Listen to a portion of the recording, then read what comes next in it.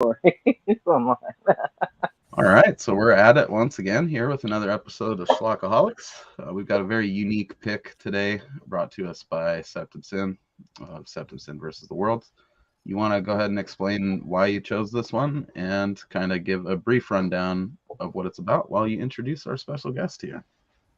So this is the Alex Leyba movie, which I admit I've only had like a passing experience with the channel, and I have it on my subscribe list. And I was just going through, and then I heard mention that there's a movie. I'm like, what? There's a movie?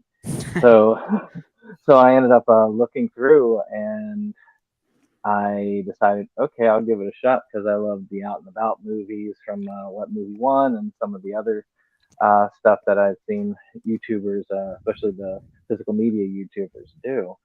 And I was actually really impressed by it musically, and the fact that it had a pretty intricate plot, which was also, I mean, which comparatively, I mean, I'm comparing it to Out and About the movie and stuff like that. But it's more than what I would consider just a series of vlogs, which I was like, okay, we've got to do this. So I kind of pushed my closing time back, but I'm going to be hitting that again once we get. But yeah, this is definitely great. And then I contacted Alex to see if he wanted to come on with us, and he did. So it's just great. I'm glad we're glad to have you here on the channel. Hmm. It's a it is definitely an honor to get there. You definitely have much more film know-how than I do on my channel. Well, thank you, man. I mean, I really appreciate it, and I appreciate you guys having me on. Thank you. Yeah, I think it's going to really add something to this, man, because this is a special piece of cinematic history right here. I think. It's, No. I think honestly that this is it's pure genius, man. Like it's one of those things, especially if you go into it blind, like I did, because Brandon brought this up, and it's definitely not the normal kind of movie that we would cover over here. But I'm for sure glad that he put it forward because it is the definition maybe of like zero budget independent cinema. You know, I mean, granted, you guys probably spent enough at the conventions to pay for two or three of the movies we normally cover over here. But the movie itself, other than maybe gas money and time, it's a true testament to what you can accomplish with literally no special effects or action sequences. It's just a series of dialogue scenes, as you guys point out, throughout the movie. But it's like it sucks you into this almost strange trailer park boys style, like vlogger, retro media kind of world, I guess. Even though you guys do the Blu-ray, it's very similar to a lot of channels that I watched, especially back in the day on YouTube. And then it just builds into something more while you're watching it, and then there's several points in it where you're like, God damn, I'm like 2.5 hours into this thing and I just don't want it to end now. Like it's built into like a pretty profound, cool piece of like coming of age movie making, with a lot of nuggets of surprising wisdom in there and stuff like that. I took a lot away from this movie, a lot more than I expected to. So Brandon's 2 for 2 with the unexpected hits in my department this year. Cojones Virus was another one. I didn't think I was going to be into it. I was like, I don't know. I'll give it a shot because it's Brandon and I love him. And then it turned out I loved the movie too, man. I think that this is kind of one of those movies, especially if you've ever fucked with YouTube or did anything like that, that you need to see. I think it should be required viewing if you've ever been part of this whole, scene of dorks on the internet doing movie stuff. It's or just anything to do with social media. I think there's some lessons to be learned from this by a lot of the TikToker people that are getting swallowed up in that stuff, and just ways to balance your life and look at things a little bit differently. And it had an effect on me, man. It was you guys accomplished what I think you set out to accomplish. Like I said, there's that point you hit where you guys are talking about how it does. Well, I'm going to make it where it's like, easy to digest for people that aren't familiar with the channel. where I felt like I was like in an episode of Black Mirror or something. It's like, am I being monitored while I'm watching this? Is this some Truman Show shit that's happening right here? You know, ultra meta on top of meta, like times 10. The universe was gonna fold in on itself or some shit, you know. Yeah, I can't tell you how much that means to me, man. And like honestly, like I mean, I knew my fans would probably enjoy it and really like it, but like I did not expect people to like that aren't familiar with it to really understand it or get it at all, because like you know, like essentially like the thing that the thing about it is that like that I always say, you know, to people is like, oh, like it's like if you watch it without, you know, knowledge of the channel or the show or whatever you want to call it, you know, like it's pretty much watching it is pretty much the equivalent to watching the finale to a TV series that you've never seen. And but like it's yeah, you guys, and then like I've seen a lot of other people check it out and like telling me that they, you know, really enjoyed it and connected to it. Like Professor Joe, like I don't know if you guys know who that is, but he's a film professor at a college, and he loved the movie. It was one of his favorite movies of the year, and I'm just like, what? Like how? Like because it's just so like you know, amateur, and I don't know, and like, you know, characters are just thrown into it without any development. Like I used to, like kind of like Avengers Endgame, like they just assume that you know who they are, you know, and it's just I don't know, like, but it really means a lot that you guys like, you know, saw something in it and enjoyed it. Oh, for sure, man. I mean, good. I think it definitely made me want to watch a little bit more into the channel, because I'd only been, I admit, I'm not going to lie on it, I've only watched a few pickup videos that you have on the channel here and there. There are a couple of characters I recognize, but it just, it came like, some of them, like, say, Dirty Dale, for instance, I have like, why do people not like this character? I like this that's character. bizarre. I love you guys. Thank you. Thank you. It was great, yeah.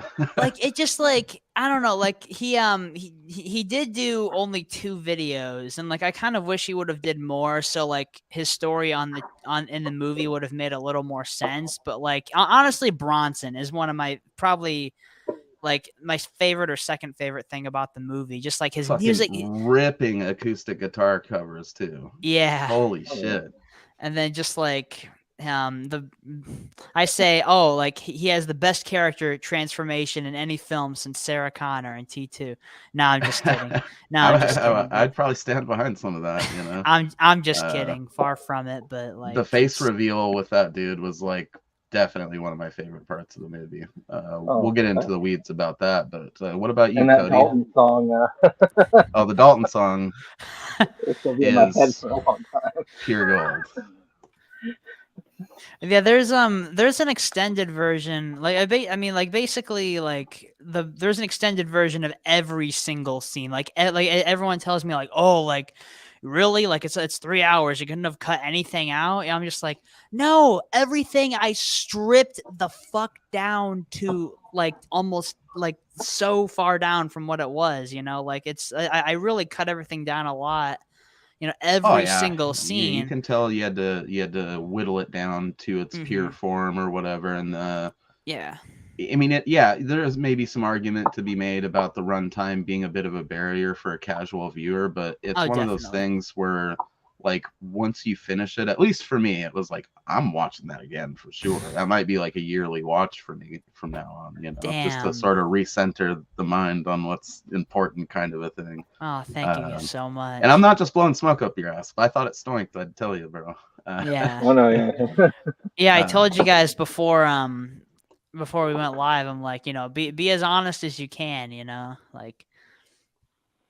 Yeah, that was one of the things with one of our last creators, Evan Jacobs, when he came on there. One of the reasons why I struck up a friendship with him after all is because I covered every single one of his movies on my channel, and I was not kind to the ones I did not like. I wasn't mean, but I was very honest. To be fair, you not being kind, Brandon, is still pretty nice. You know? I mean, you're honest, but you do it in a way that doesn't totally shatter a person. You know. Well, I'm not like trying to be angry video game nerd here. It's kind of fake outrage in a way, and I don't want. Yeah, there's too much of that. Too much of that out there on the internet as it is. So we strive to be honest, maybe with a good bit of you know, friendly shit talking, or you know, stuff like that. But you know, we're also not in here to tear anything down. But we would definitely let you know if there was a. Well, we'll probably cover some of them, maybe. Yeah. Cody is sitting back here Cody. with all of the like, evil and vitriol. Cody, this was your first time also with Alex and the movie. Yeah, I went in blind on this one. I guess I wasn't even paying that much attention because I didn't even notice that Septum Sin switched his movie out. That showed how much I was paying attention, and I clicked on it the other day. I was like, "It's coming up this weekend, right?" Yeah, we resent me the link, and I clicked on it, and I hit up Mo, and I was like, "Man, it looks like a 3-hour movie." And I was like, somebody I didn't know that it was even a YouTuber, a vlogger, and like just his story. Like I had no idea until I watched it yesterday. I know we'll get into it. I will say that part of me was hoping that was Dirty Dave's actual voice. Oh, yeah. He just had that great radio voice. I mean, I guess Dirty Dave did technically, but I mean, I will say that I didn't pause it to see how much longer it was in the movie. I didn't fast forward anywhere because I'm like, come on, let's go. Like, but I mean, I would say first impressions, the biggest compliment I can give you is knowing nothing about you, nothing about your channel. I watched the entire 3 hours in one sitting, and I didn't feel like I was wasting my time. Oh man, that I said this like 10 times, but it really means a lot, man. Thank you. Well, you do a great job with the montage, or like the archival footage, I guess, of like you sort of feel like you know everybody a little bit by the end of it, you know. So it's not one of those things where you're just randomly inserted into this world. You guys do like a pretty good job of explaining what you're all about. And then each character, like it felt like you had like plenty of archival footage of you guys over the years. So it's in like a very, you know, truncated way. You kind of get a little highlight reel for each person as they relate to your life. Yeah. So like by the end, like I cared about all of them. When Dalton was getting married and you guys were like holding hands in those chairs, I fucking cried, bro. It's been when his like father-in-law's given that speech about how like relationships and how you still gotta, you know, when you take people into your lives and they pick you or you pick them, like you gotta kind of stand by that and stuff. I mean, that's one of those profound nuggets of wisdom I wasn't expecting to get out of this thing. It's like, oh shit, random old dude fucking speaking the truth right here. That's great. Yeah, I wasn't either. I just like, you know, of course, like, I mean, obviously that wasn't scripted. I just kind of like filmed him, you know, like I was like, oh, this is some good shit. I gotta, you know, yeah. So did Dalton really get you to film his wedding for him? Yeah. It's yeah. He and then it's kind of funny because like, you know, like he actually did want me to film the wedding, but then I said, hey, like, could I make it a part of the movie? And he's like, sure. And then like that's, you know, like that's kind of how that was. Do you actually check the fucking flash drive in his mailbox and just drive off? Okay, so the thing about the movie is that like a lot it's very like it's kind of like, okay, so one of my main inspirations behind the movie and my content, not all my content, but is the films of Matt Johnson, which like the thing about his movies is that like he's clearly setting things up, but like, you know, you can also tell that, you know, like a lot of stuff that's going on is real, you know, but like it's hard to tell what's real and what's fake, and like that's what I tried to do with my movie. Like there's a lot, you know, that they could tell like, oh, this is clearly bullshit, or oh, this might be bullshit, but then like some things like, yeah, I'm pretty sure that was real, or that was a real argument, or whatever, you know. Like I tried to make it disorienting to the audience where like they could not tell 100% like overall like what's real and what's not, you know. But it's kind of one of those things where like you start watching it and it feels like it's just a vlog, so you assume that it's all real. But then stuff starts getting going sideways in certain ways, or captured in a way where you're like, some of this has to be like prearranged to a certain extent.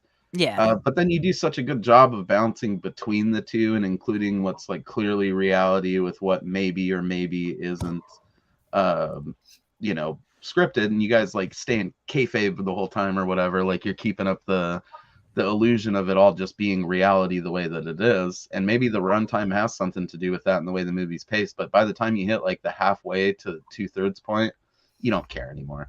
It's this is reality as it stands with what I'm being presented. Like, you know, enough of the fiction is believable enough and interspersed with enough like obvious reality that I found myself like not even trying to think about what was fake anymore, you know. I was just taking it as it was presented, which is a great. I mean, that it takes it's you got to finely tune that thing. It sounded like I was listening to most of your guys' commentary track on it this morning as well. Oh, thank you. And it sounds like you spent a lot of time choosing the right music and like fine tuning this bitch to be the well-oiled machine that it is. And it's an odd machine, but it's a formidable one. Yeah, it's crazy. Like Michael. I spent a year and 4 months working on the movie, and like I said, I ended up filming a lot for the movie that ended up getting lost. That I later found, like I think a year and 4 months actually after I had initially lost the footage, like on a memory card, I found it. And so now there's going to be a whole other cut of the movie, like the Snyder cut, the Leyba cut, which like, it's not going to be like I'm trying to think if I should make it like the ultimate version, like the version I would have made. But like the thing that sucks is that I lost I don't have the 4K file of the movie anymore. I just have the, what's on YouTube, the 1080p version. So like basically like all the new scenes will have to just be in 4K. But I'd love to see a cut with the that sequel thing that you did, the added on to the runtime. That would be a long cut, but fuck, dude, I'd see this on VHS. I mean, that would give it like a fun, almost more of like an old school Trailer Park Boys feeling to it. I think if it was VHS, like crappy old school quality, you know. But the camera quality wouldn't match up. It would clearly be like transferred to VHS, you know. Yeah. But I think it's a beautifully shot movie, man. Looks real good too, for the most part, you know. Thank you. I spent okay, so it was like but yeah, I mean like I was still shooting like as I was editing it too. And like I started editing in the beginning of January 2022, then I stopped literally right when like right before I put it out, like at the very beginning of June, like right before I uploaded it to YouTube. Like I was still editing it up until that point. And then while still shooting a lot, like in 2022, because of the 1 year time jump and stuff like that, which was, I mean, yes, it was real, but like it actually was a year, but there are still certain things that, like were shot before and then like some things that I put before that were shot after, and like it was kind of all over the place, to be honest with you, with like when things were shot, but that's most movies. Yeah. But like, overall, anytime I hear of someone shooting a movie in sequence, I always think they're a bit of a madman, you know? Yeah. It's actually kind of, oh, sorry. I was just going to say ahead, it's Brandon. kind of an interesting thing where you start with, of course, the song from Boyhood, and it does have a very longitudinal quality to the film when it comes to like you're just filming it over a long period of time. It definitely has a similarity. Not quite as long as Boyhood, but yeah, that would be I started at the beginning of my channel. See, this is a great example of Brandon bringing like definitely some more artistic shit over here, because we're not normally doing this kind of stuff. We're watching like Killer Clowns and that kind of bullshit, like cheap mass zero budget movies, and it is a bit of a breath of fresh air to be able to talk about a movie that actually, you know, incorporates so many things from so many different types of movies. And I got to admit, the soundtrack, most of those songs were first time listens for me because I don't watch as much of those types of movies as I maybe should. I've watched, you know, my fair share, I guess, over the years. I don't only watch horror films, but I mostly only watch horror films. Yeah. Gotcha. So Boyhood is one that, like, I saw the poster in the background of several scenes, and then you talking about how you know, obviously have like an affection for the film in the commentary track. It's going on the list of things that I need to watch in the very near future. So Yeah, I mean, like it's kind of I didn't think of your time jump as like a homage to Boyhood, really. Like I kind of like, I mean, it was clearly like literally ripped and copied from Endgame, you know, like that part of it. Yeah. I literally, it's where I literally used the same music, and like there's a lot of like homages throughout the movie, like at the very beginning, you know, like it's, you know, like, you know, obviously Boyhood, you know, showing that we have a family dynamic, and then just hard cut into the serious situation, you know. But then you know, like there's a lot of little like, you know, homages and references, like even little shots. Like there's a shot. I could talk about this for hours, but like there's a lot of different shots that are homages to certain films, and then, you know, like we might. there's a Waking Life tribute, which is one of my favorite movies. That's by the same director as Boyhood, with the animation shit when I'm tripping balls on acid. And then Loved it. you said that you're a huge horror fan, so like there is one scene where it kind of goes into horror a little Oh, the bit. Saw thing made me die. I died. I rewound that and watched it like 3 all right. times, dude. First of all, are you guys Saw fans? I like it okay. I mean, you know, I own the movies. My kid really digs them. I really like. It's one of those things, kind of like Wrong Turn. I feel like I really love every other Saw movie, and then, you know, the ones in between are just kind of like, ah, that's all right, you know. But you know, clearly doing the one, like the thing from the first one, it got right to my heart right away, because that's what the best one probably for me. Oh, definitely, yeah. And then the whole thing with the locked door, I just could not get enough of that. That's great. No, I'm not going to. Because I don't care. well, it's true, because like in the original movie, I mean, I don't know, they kind of went back on this because Donnie Wahlberg just opened the door like it was nothing. But like in Saw 1, the way that it was set up, that door was locked, you know, because like at the end of the movie, you hear Zepp unlock the door, so that door was locked. If they would have got out of their chains, cut their foots off, or unlocked the chain, Yeah, or they'd have been still fucked. or shot the chain, which is what one of them should have done. God, there's so many things in that movie to where I'm just like, you guys could have done this, done that, done this, done that. I could have a list of like 50 things. See, But I'm like, the type of nerd that I want to know now to like look at the gauge of the chain. What was it made of? Could a 9mm bullet really shoot the chain open? Like, that's like someone needs to do more MythBusters stuff. Those guys hung it up, and they didn't do near enough shit from like the right type So of movie. there's a series of questions that was not answered in the commentary. I was hoping, but that you may or may not want to answer, depending.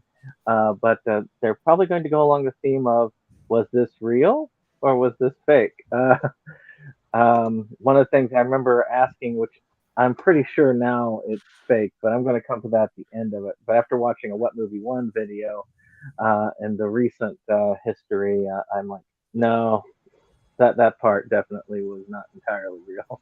what? See, Wet's the only person from his crew that I'm familiar with, and that's just because of you, Brandon. Yeah. I feel like I missed like a good chunk of YouTube history not watching a lot of that shit, but I can go back and do it now. We've had similar inspirations, because I know that I originally started my channel.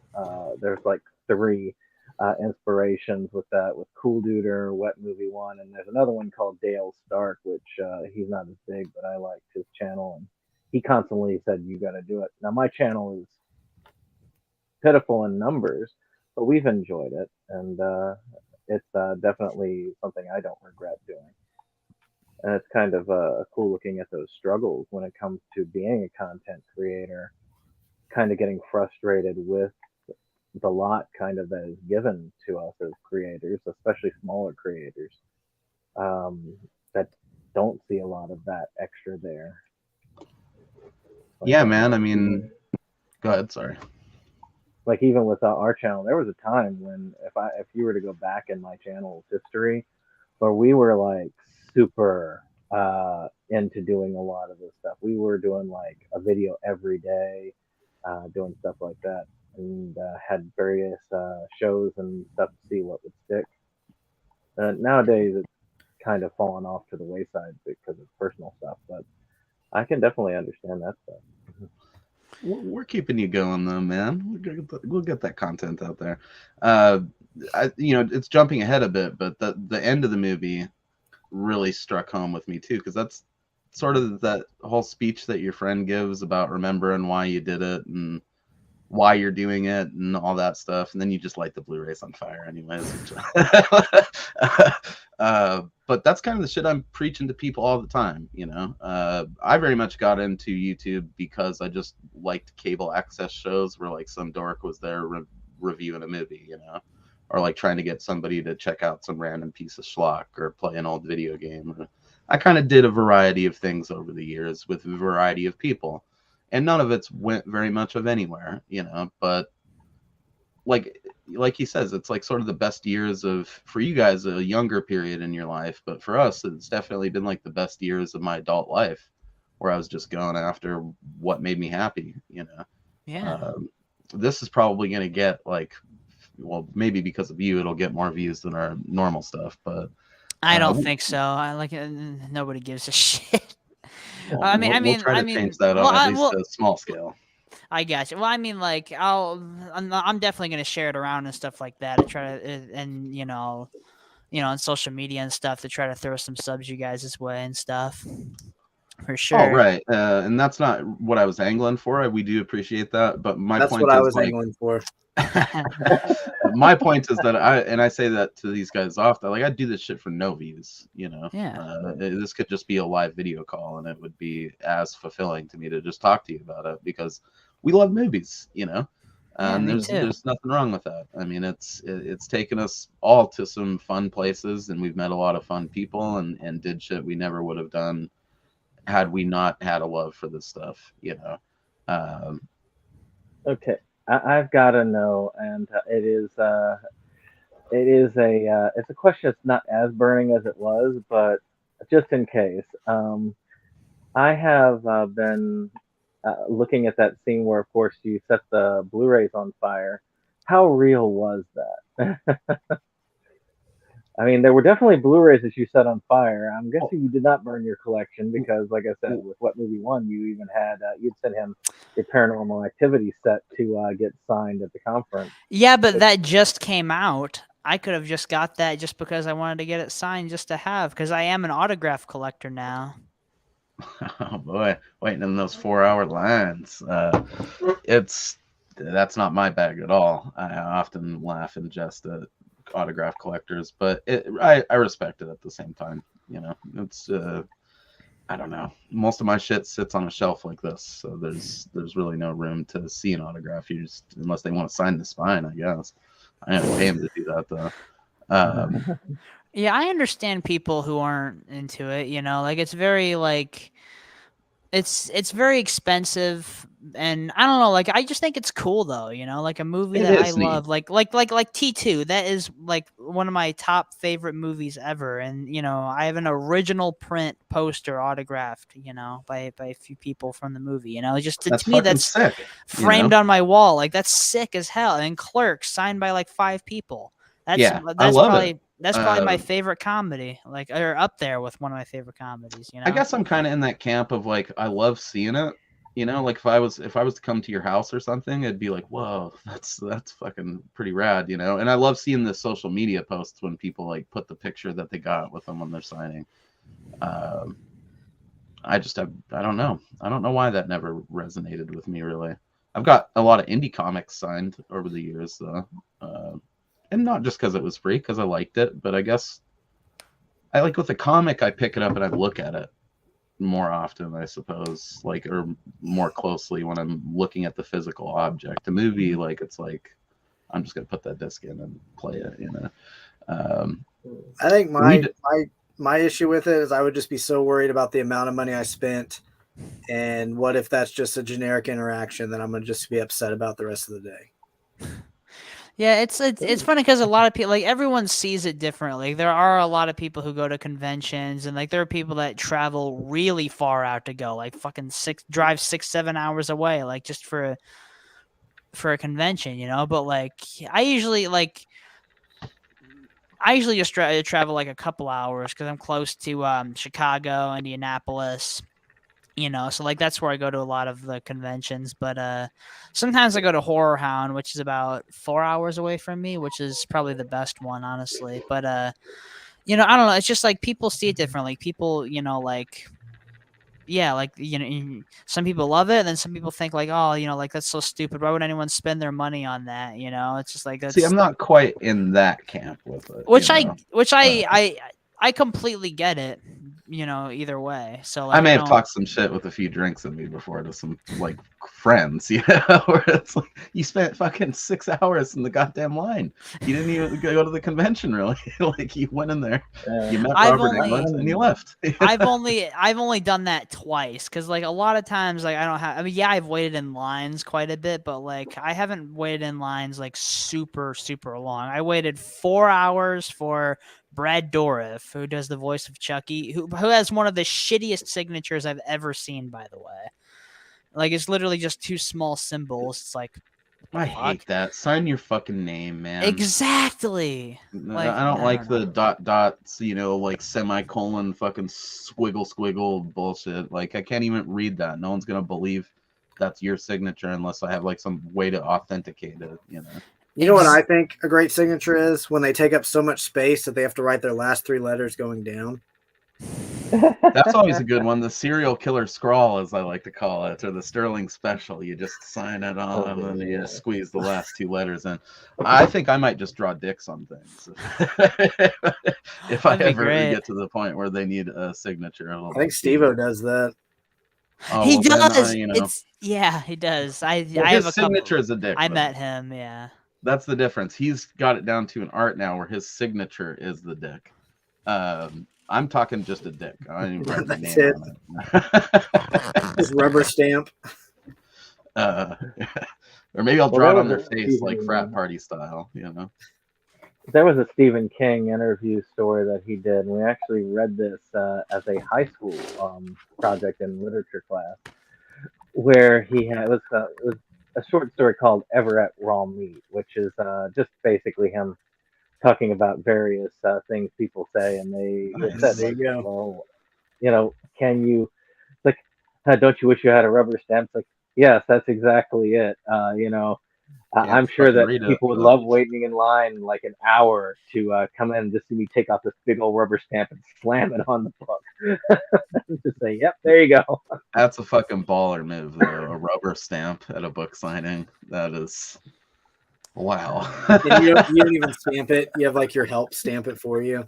That would be the only, while someone's like fanning you with a big leaf and feeding you grapes. That's no eye the only thing that could be more baller than that. We should definitely get into the movie though, but because it is a good. I mean, there's a lot of good stuff in it. How do you really run it down? I mean, there's several stories that take place. It's really a coming of age tale for, like, you know, a group of friends that used to make physical media videos together regularly and apparently still do in a much grander format. And, you know, it sort of starts out with the kid getting kicked out of the house for picking on the bald dude. I'm sorry, I'm bad with names, and I just watched the whole thing this morning. But it's all right, Uncle John. I wish he would have been in it more. Yeah, was that real at all? Was that beef real? I could see it being that way because people who do prank things, they get on people's nerves. Okay, that I will. Okay, so like, there's the few things I will say that I want to stress are 100% real. Is that like the whole? I mean, like, first of all the character dynamics are 100% real. Like, everything's 100% real. except Dirty Dale, to be honest with you. But like literally everything, like our dynamics are 100% real, like the way we talk to each other, you know, like that's how we are in real life, you know. But then also like the everything, like in the beginning, like all that footage was 100% real. If I'm screwing with him so hard that he starts crying and stuff like that, like all that was, you know, 100% real. Like he was actually like torturing him, you know, and like, you know, and it's just I think so funny the to think one about. that you said was with John was like not fabricated, but just shown out of context was him crying in the car. And I think it was because he was lost at the airport. And Yeah. How'd you I know just about felt so that? fucking bad for that dude when you guys said that. Like, How'd you know about that? well, I watched the commentary video Oh that you yeah, guys yeah. wrote up, or like I'm sorry. at Yeah, least yeah. half of it. Yeah, like he was lost at the airport, and like Mason like just kept laughing at him, and like it just Oh I used so man, many close ups on his face, but it just worked. It made the scene, and like I kept trying to think of like what music to use in that scene, and like it's what I was gonna say earlier is that like a lot of it, not all of it, like overall, like most of it was shot pretty much in sequence, but like there are still like, you know, some things that like were really shot out of sequence. But like the two things that remain, like, okay, so the very first scene that was shot for the whole movie was that when Mason gets kicked out. Like that was February 2021, 2 years ago. I can't believe it. And then the very last scene that Mason shot for the movie was when he goes home towards the end, you know, and like it just comes full circle, you know. Out of all the things were out of focus, those two remain consistent, and it was actually over a year later, so like it like fits with the timeline perfectly, and he's actually it looks a lot older and everything, and dude, that's fucking wild too. That it and lined up, you know, yeah, the 2 year like anniversary of the first shots of the movie, and we squeaked this in right under the fucking line, you know, like. We got it perfect, and we've been doing that lately, just accidentally, like lining things up with good dates, you know. I will say Mason deserved it. I kind of wish he would have got a little bit more comeuppance. Oh, I'd have fucking killed that kid, dude. Maybe not killed him literally, but like, you know, if he was filming me and laughing at me while I was lost at the airport, I might have just parked the car and been like, "Park it or watch it get towed, man. I'm getting on the plane," you know. Like, I'm out, you know. I've never been good with like being heckled in situations of stress. I can be heckled and like razzed, you know, but when I'm stressing out about, especially parking, that's one of those. I'm not a road rager. Like I drive like a grandma. I just go the speed limit, set the fucking cruise control, get the good gas mileage. I'd rather get there alive and on time than early and dead. But man, parking, I rage. With parking, especially when you're like at a convention and you think you found that sweet spot, and then there's a compact like car in it, and you're like, "There's fucking spots for you." exactly. You know, it drives me nuts. I felt for that dude when you said that it was some airport, you know, footage. Yeah. Yeah. But basically, you know, the movie kind of revolves around Mason getting kicked out of the house. Which, did that really happen? Was he actually kicked out and he had to live with you for a while, or is that, you know, a mechanic to service the plot of the film? Kind of thing? You see, if I answer these You questions, feel free to decline. You know, then honestly, Brandon started this. I had no true or false questions in mind because honestly, I like to just believe it was all real. it'll ruin the movie. Yeah, it's like pro wrestling. Just suspend the disbelief. Okay, so yeah, okay, that part of it, to be honest, was put on, yeah. But everything surrounding it, though, was real. Like, their dynamic was real. They actually do fight all the time. Like, a lot of the, like, I guess you could say a lot of the more over-the-top things in the movie didn't really happen.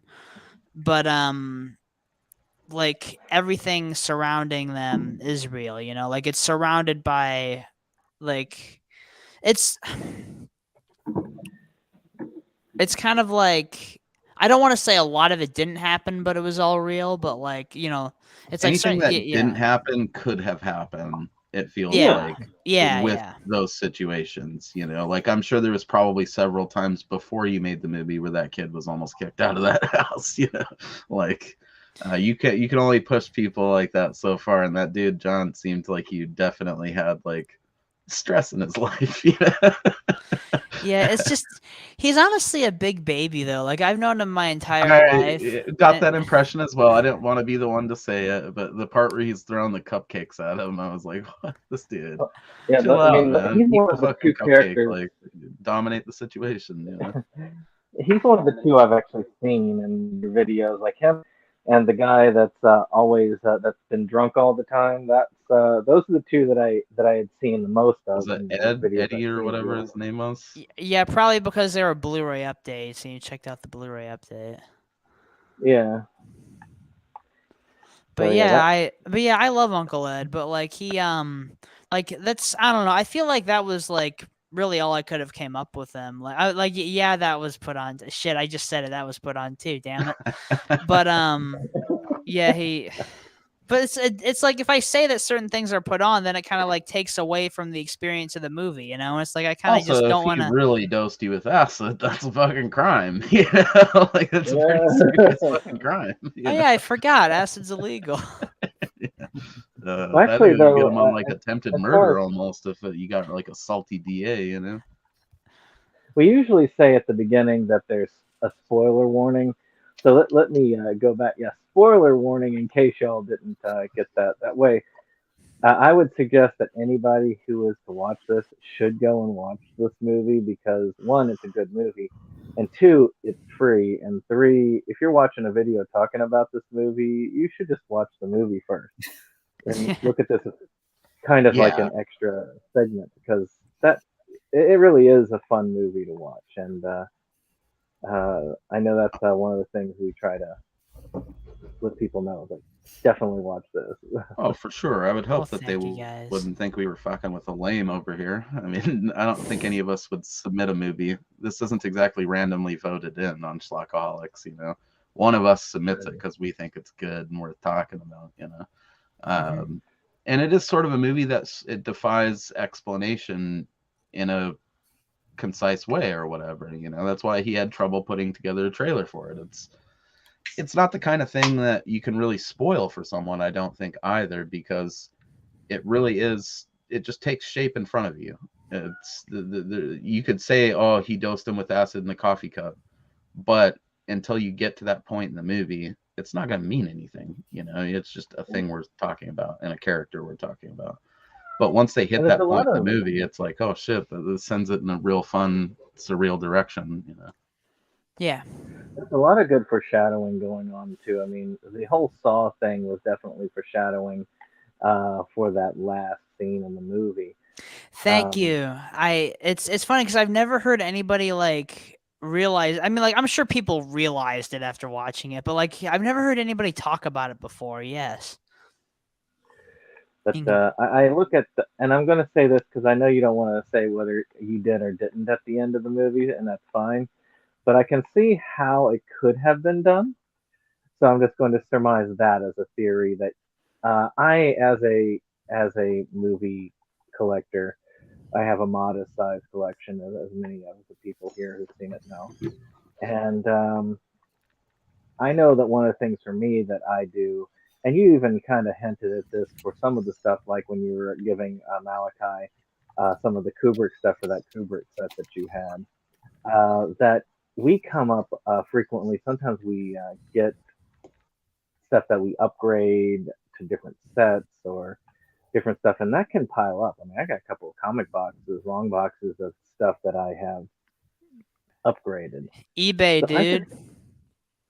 yeah, I mean, yeah, well, yeah, you can get large lots of stuff there as well. But I also, or sell them. Yeah. Well, I meant like If they're you worth could sell selling. them on eBay. I'm saying. If they're worth selling, some of them are not.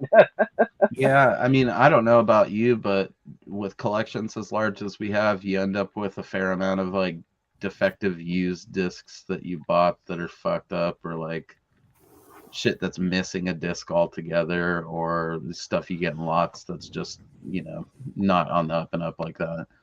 I could probably burn a lot of Blu-rays like that of just shit that is like stuff that's somehow been, you know, never returned, or that's why I don't lend movies anymore. I have probably a you know, a long box full of just cases of shit that doesn't work. Stuff that I got. I don't know why I haven't thrown them away. I feel like I'm gonna repurpose Interesting the that you case. say that. Interesting that you say that. Oh yeah. Again, Wait a minute. it's all relative. I could see it. I could see it one way or the other. Because there have been some times where I've wanted to do a Mary Kondo thing with my collection, and just go, okay, what really brings me joy for each thing in the collection? Of course, that would take me years if I did that at that speed. But I could see myself doing that too. I don't know if I would set them on fire because I feel like there are people I could give them to, but I would definitely, I could see myself doing that or getting rid of a large chunk as well. So there's a Right. lot of ways I could do it. But those are theories, film theories. I'll tell you mean, I guys get after we cut the live. But sick. I'm sorry. What were you gonna And say? that's a wrap. Well, not that we. I mean, I don't know. Septum Sin seemed like he wanted us to, you know, summarize the plot. So I guess it really is just kid gets kicked out of house, goes on a road trip, or attempts to go on a road trip with his buddy that does physical media movies or videos with him. It doesn't quite go to plan at first. It feels like you guys end up just living together for a while and annoying the piss out of each other. But along the way, a lot of life lessons are learned. The movie sort of shifts to being about several people at different points coming to these different realizations about how this hobby fits into their world and their life and how they're able to enjoy it in a healthy or not so healthy way. Eventually, at some point, sort of shifts to being about Alex and his friends and him confronting this idea that maybe he's gotten a little too swept up in the physical media collecting and the making of these vlogs, and how that relates to his relationships with the people in his life, and being happy in general. And that's sort of the best way to describe it, I think, in like a quick way. I mean, without doing what we're doing now, which is just diving into it and talking about bits of it, man. Yeah, I think that's pretty good. I mean, again, And it's like one of those movies that sort of defies explanation in a quick way. I mean, like, how do you tell someone what Clerks is about? You know? Yeah. It's about, I guess, like that short version of it, but really, it's about a lot of things, you know. And that's sort of the deal with the Alex Leyba movie. Also, since we skipped over this at the beginning, like we did our plot summarization, here is the poster that I put for the Alex Leyba movie. Thankfully, Brandon is not on camera, but there it is. That's the one that I chose because I really like that shot and just the poster itself. Me too. I gotta let these cats in before they kill themselves on the door. I'll be right back, my friends. I just wish I would have had like my camera in my hand or like in that shot. I kind of did that for the I'm not sure if you guys know, but I made a sequel. It's called, and the sequel is called My Name is Alex, and it's 50 minutes. Well, I know, I watched it. Oh, you did? Okay. We'll get into that towards the end then. But like the other thing that I wanted to hammer home was 100% real was the stuff with myself and my friend Ben. Which, you know, like, of course, Ben's the guy who comes in at the end, and then, you know, like, he's he was my best friend who left me 4 years prior, you know, and like it was just like crazy to shoot with him because like me and him made the most amount of videos than I have with any other person on my channel. He was the very first person to ever come into the picture on my channel, and then there were so many people that came to my channel after. And it's just like he should be there's nobody else that should have been in the final scene. Like it was just, you know, it should just be him. And he actually he was my best friend since the second or first grade, and then he actually did leave me. And like that audio recording in the movie was actually like you're probably thinking like, damn, this is the only point in the movie where, you know, like the acting's actually great or really good. It's because like that audio recording was 100% real. And of course I talked to Ben about putting it in the movie. Then he was like, I'll think about it. Like definitely show me what you're going to put in though. Because like, you know, like, of course I cut a lot of it out. Like it was like the original, you know, recording. Yeah, you can tell it clips a little bit at parts where it jumps between stuff that maybe wouldn't have been productive to hear in the movie, you know. Yeah, and like a lot more shit that he just like tore me up about, and like, and like he said, "I'll think about it," and I'm just like, "Shit, come on," and like that little part where I show the recording was a reshoot. Like if you notice the shot changes, like I put the same clothes on and then my jacket over my, like a lot of, if you notice, like there's a few things I put in there to hide continuity issues, kind of like reminds me of like in Clerks when they had the steel shutters closed, to hide the fact that they're shooting at nighttime, which like I did things like that in the movie to where like I put the hood over my hair to hide like how much longer or shorter my hair was, because like hair I was length, wondering about that. yeah, because hair length was a big continuity issue throughout the movie, I was and rocking then that Unabomber chic for a minute right there, and I was like, "What yeah, the fuck happened?" and also like there's a 1 year time jump, and then like a lot of the, of course a lot of the Mason stuff was actually shot when he was a lot younger, but like he really like aged a lot, like in the like from 15 to 16, like a crazy amount, and like I think that's the age of our lives, like, really like 15 to 20 is the age of your life. I think that you rapidly age the most, you're becoming like a full-on human. Yeah, exactly.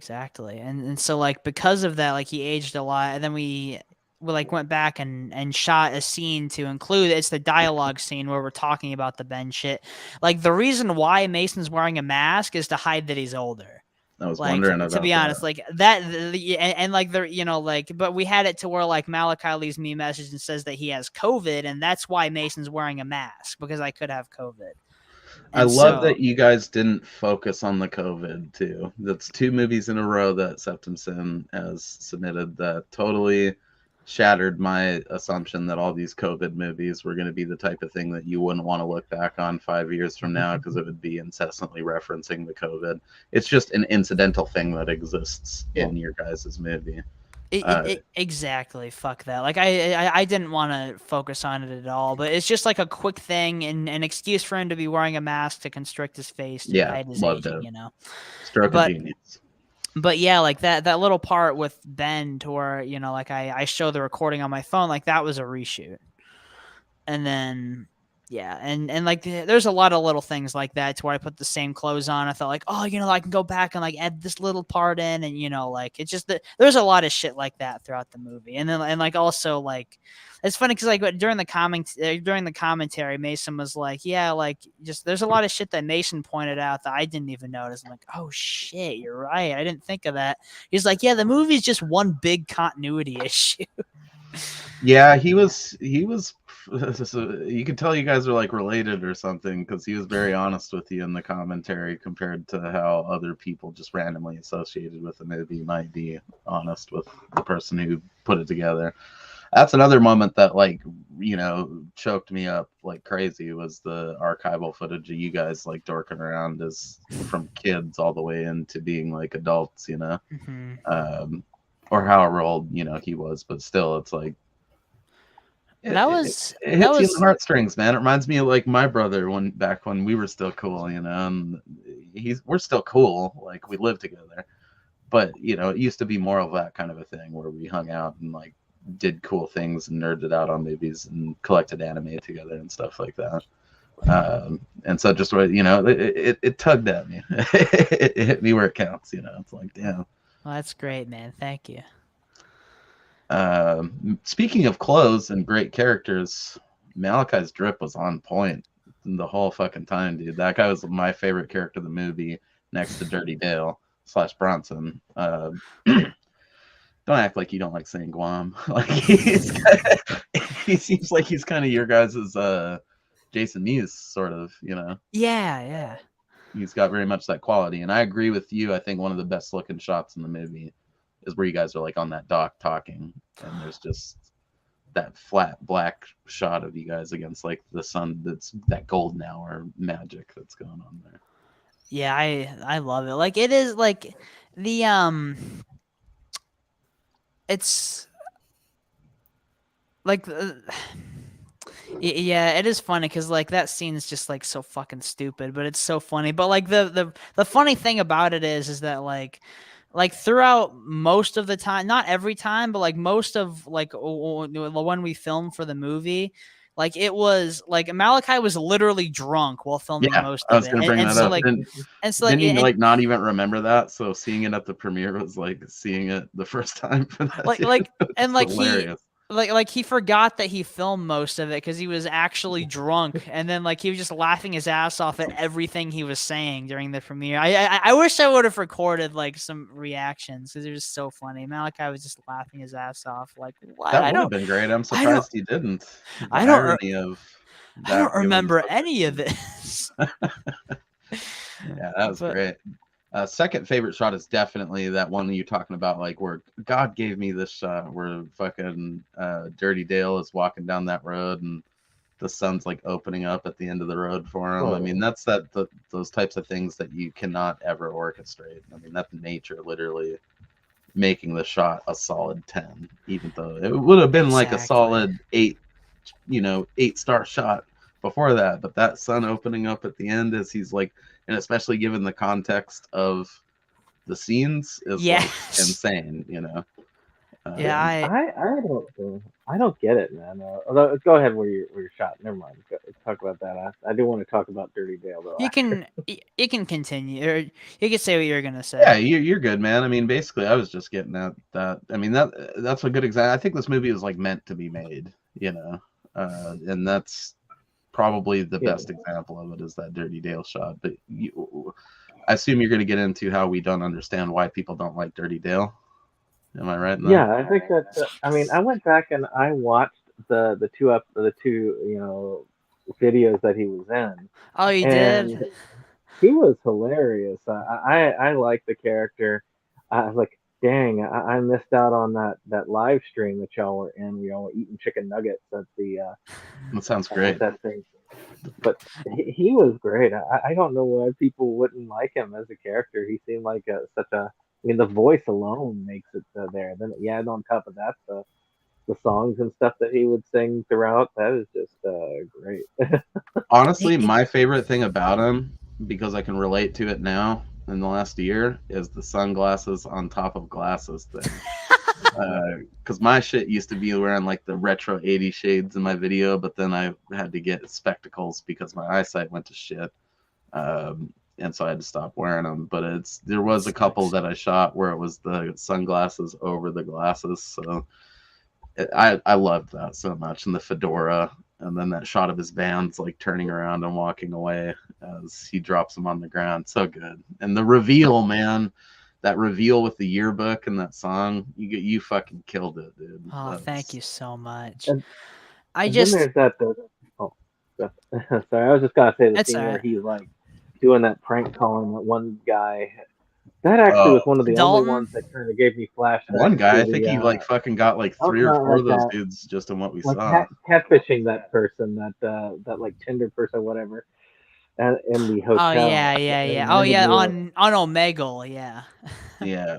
It reminded me a lot of like really those out and about scenes where they're calling those numbers on the cards there. Where this one actually is, I fully agree with I forget who said it in the commentary or maybe in the movie, but Bronson could go to Hollywood and be like a voice actor. That's not an easy talent that he has there. Maybe it comes from singing. I don't know.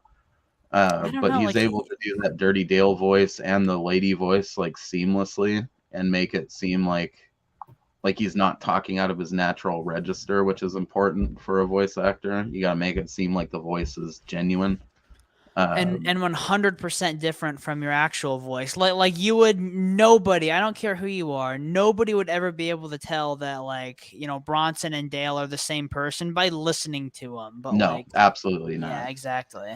And all of us that are like normal people that don't have that skill, when we do like a voice, our voice that we do that is a voice, unless it's us doing an impression of a close friend, is always just, it sounds like us doing a voice, and it's just crazy to me to meet people like that or see people like that have that ability but aren't doing anything with it. But I imagine that voice acting game is like hard to get into too. Yeah, exactly. Like he has so much talent, like he really does, but he just doesn't like do much or hardly anything with his talent, and like it's just unfortunate. Like he's amazing at the guitar, amazing at. I don't Is get he it. like just freestyling acoustic guitar songs at a couple of points in the movie too, where he's just like making up some shit about you being fat Yeah, and like, exactly. that's not an easy thing to do, you know. And he's playing it like it's a song that he previously had written, so he's coming up with those lines in the song a couple of moments before the ones that he or like he's saying the shit a couple of moments before the next two lines, you know, like someone who's battle rapping or something. Like he's, you know, that's also a pretty crazy talent. And he seemed to be able to pretty seamlessly switch his styles of songs that he was doing with that acoustic guitar. A lot of it sort of goes back to almost like a folk punk type of a vibe with some of that. But then he was able to do sort of the country sounding ones a little bit, and like he's very adaptable vocally, which is nuts, you know. Yeah, Did exactly. he introduce you to those blueberry shakes, and were they really as good as That was they a sound? fucking fat shake too, man. I don't think we can't even get milkshakes that big around here no more. Oh, those are so good. I've never been to Tasty Cream except for those 2 times that I went like on camera with Dirty Dale, not even Bronson, just fucking Dirty Dale. I've never went back. Like I'm never going to go back right now because I'm on a diet. But I don't know, maybe for someone else. But like yeah, those were actually fucking delicious. Hey man, But you like, know, but good diet and exercise regimen, you can afford yourself a blueberry shake once a month or something like that. Yeah. Yeah, exactly. But like I'll tell you guys a secret. So like it's you guys could I mean like you said you saw the Dirty Dale video, the first one. So like it's you could probably tell that a lot of it was ADR, right? Yeah, some of it because the voice doesn't always match up to the, you know, his shit right there. Yeah, but like Doesn't it's have to with the math. And then in the sound quality is a little different. Like it sounds like it's almost like not coming through like a crappy speaker, but it sounds like it's like recorded, which gave yeah. him like a weird vibe too, like he maybe wasn't human or something. And A even in the cartoony movie, it vibe. He's was a like Terminator. he's some type of fucking automaton sent to fucking torment that other dude with the missing teeth or whatever. He's a cybernetic organism that came back in time to kill Dalton and kill my Fuck channel yeah. because nobody likes him. Was No, the but like, biggest piece of shit? What is it, Northern Indiana or something? Wherever you guys are from. yeah, fucking LaPorte, Indiana. It sucks. It's a shithole filled with crackheads.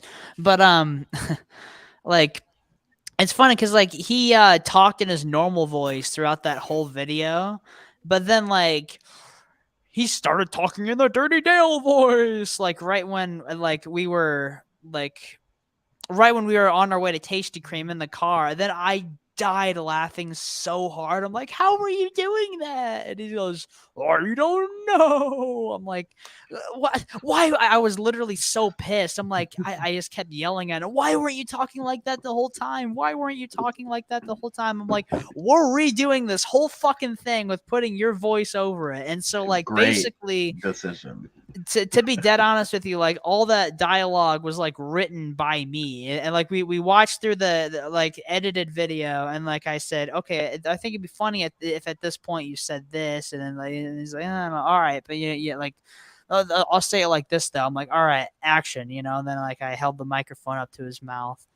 And like, honestly, that's how the first one was done. But then like the second one was all fresh and live, and like everything from the movie was fresh and live as well, from him actually talking, except there were certain points to What's up, where Gory? like some of it was ADR, but it was ADR properly because Right. Bronson has a microphone that he recorded the songs with, like a really good professional mic with a pop filter and stuff.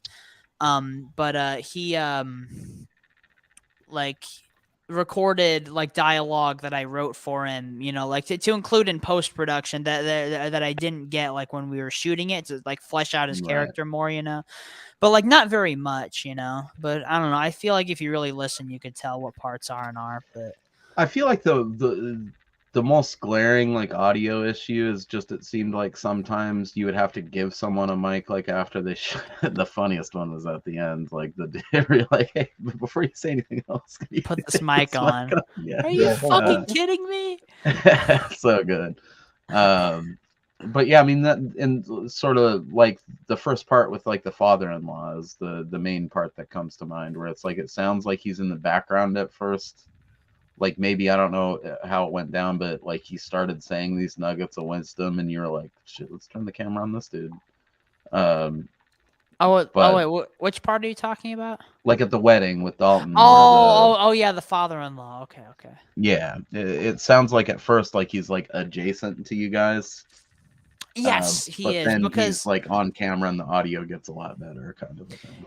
yeah, it's because the camera was aimed at Dalton, and like I went to my car to get something I forgot, because it was like downstairs, and it was like a walk to get back to my car, and then like I just kept the camera rolling on Dalton, and then he started talking, and then I had to use the audio like that, and then right when I got there, I didn't know that he was even there, like sitting down and talking. Like he came after I left the room, and then I turned the camera around right when I got back. So. Yeah, I love it. I mean, I'm not even like pointing it out as like a bad quality. I think it adds a little bit of organicness to the whole thing. Like, oh shit, this old dude's dropping wisdom. Let's listen for a minute, Yeah.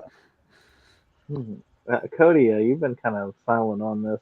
Have you had any questions about any of the scenes or anything up so far? No, I mean you guys have been covering it pretty good. I'm enjoying just being the fly on the wall right now. Cody's also our producer, so he takes care of the comments and Sweet. all 6 of them. He does a good job. I shared this on my Facebook, and I don't know. I mean, we might get some people up in here. I mean, do you have any favorite characters that we've talked about up to this point, Cody? Any of these guys that particularly stood out to you? I kind of felt like they were all people I would follow on YouTube after I was done with it, like individually outside of just Alex. Probably most notably those dudes that he has on later in the movie. But his immediately adjacent friends seemed pretty cool too, like Malachi and Dirty Dale / Bronson, and even Dalton. I liked the dude. He reminds me of a lot of guys that I went to high school with, where maybe there was periods where I couldn't fucking stand him, but then like he never moved out of town either, so you just end up becoming like bros kind of. Right. And I had several friends like that growing up, they finally got out of here in like our late 20s, and I'm still holding it down. Gotcha. I feel like a lot of it is like relatable. Like basically anybody can relate to at least somebody in the movie, Like Right. I feel like they could at least cling on to, because there's so many different people. Like like it's this way for the channel in general. I try to put enough in there to where like not like you can't relate to everybody, but like like you can relate to several though. I mean, you're like 24, right? 25 now. 25, so you're like 10 years younger than me. I was several of the people to a certain extent in this movie at different points in my life, and all of them at the same time still, so it's there's a little piece of all of us in at least one of these characters in this thing, and that's just a testament to the varied cast of characters that you have involved in it. Which sounds like something that you built on your channel well before you made the movie. So pretty cool. 25. My DVD collection was super small. I was living in a really bad area, and I was not even. I remember you talking about that. Yeah. Back in those days, it was just lots of work, lots of effort to try and get ahead work-wise, and then like going to the city to game and hang out with people on the weekend.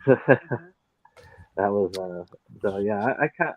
My 20s are definitely a little ways away from me in my rearview mirror, but I will say that a lot of the times in cool hangouts and stuff, those are really awesome points in my life. Yeah. Oh yeah, man. I mean, sure. it's my collection was well on its way by 25. I started a lot of this pretty early, but um, yeah, I often miss that time of life. I mean, I was sort of just hitting that point at 25 where like I was going nuts with this shit, and it really just sort of snowballed into where we're at today. And I'd be lying if I said that watching this didn't make me seriously reflect on like a lot of the shit that I have on my shelves and stuff that doesn't need to be there, that could be in the hands of people that would appreciate it more. And prioritizing things, in life so that you can enjoy the hobby even more. I'm probably guilty of like some movie hoarding and stuff like that doesn't need to be going on. And it's cool to see little pieces of art like this that make you think about like where you're at in your life at the same time too. It was almost a therapeutic thing watching this for me. Oh I mean, yeah. those scenes with the wasting, was it wasting money one, or was Yeah, that yeah, right? wasting Oh money. yeah, where Yeah. he's talking about like, sometimes you got to put down something to pick up something new. Yeah, he was so fucking good. He said so much like Amazing. shit. Like I didn't tell him to say any of that. Like it was all just like improv, you know? It's real The shit though. collecting families thing, though I admit, after listening to the commentary, it doesn't. It hits me in a slightly different way now because of what y'all went over in the commentary. But I Collecting do think that was, families. yeah, I did find that was actually a really good, serious line, and God, making it a joke later on in the commentary. Collecting. It's more of like a horror aspect, like Rob Williams in 1 Hour Photo.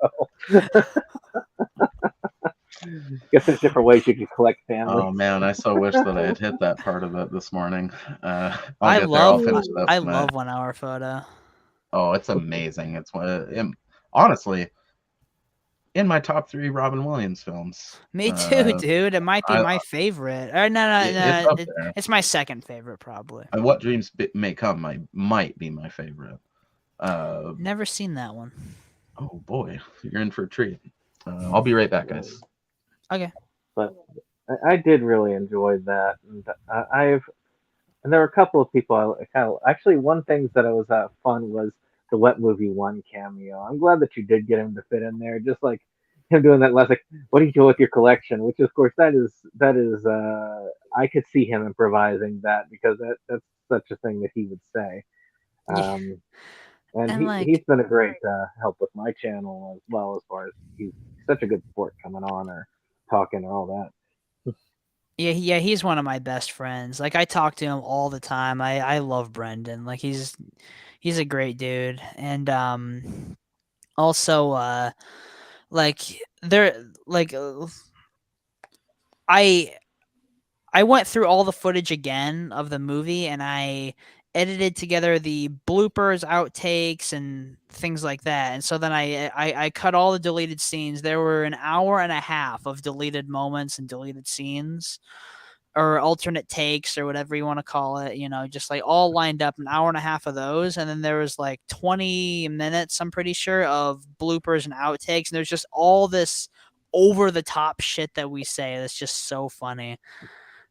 And like one of them was like just Wet Movie being so over the top, and like it's like there were a few funny things in there, but it was more of a serious tone, and so like I feel like the way I balanced it in the as it stands in the movie is the way it should have been, but at the same time there was so much hilarious shit that he said that was just so over the top that I just couldn't stop laughing. Like he was like, "Oh, it's not like I'm getting any trim or any pussy around here. Look at my fat, ugly ass with my gross ass teeth and my." I'm just like, I love "Jeez." it. Yeah, he's a good But dude, man. but I like it's funny because like in the scene where another one of my favorite shots in the movie to where Josh knocks me out and then like there's a shot of Bronson, Josh, and Mason looking at me. I love Like it when I you're was sneaking up, being I all chub stealth on the side of the fucking building. Like I related to that some. It's hard to sneak up on dudes as like a chubby fella. yeah yeah I've tried and failed exactly. many times. It's, you know. Yeah. I'm such a moron. I just realized the name of the movie is the Alex Leyba movie. Yeah, it is. Well, yeah, Why are you a moron? Oh, you said what movie are you guys are talking about? I did that backwards. You're okay. You're not a moron. Oh no, though. you're good, Gory. This is well outside our normal wheelhouse over here. So even if it had been said, you might have still been confused. But I'm glad that we did this. This is super rad, and I'm glad to meet you, Alex. This is Ah, thank you. a treat too, for man. sure.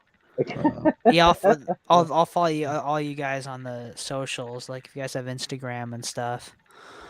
I mostly just do goodness. Facebook, but I suppose we should I probably totally start missed doing what movie Instagram at one some point. commented. What? I totally missed what movie one did comment on this video. You wish he didn't? Why? No, I'm saying I missed that he did actually do some comments. Oh yeah, Cody's been sniping Yeah. those up on screen, bro.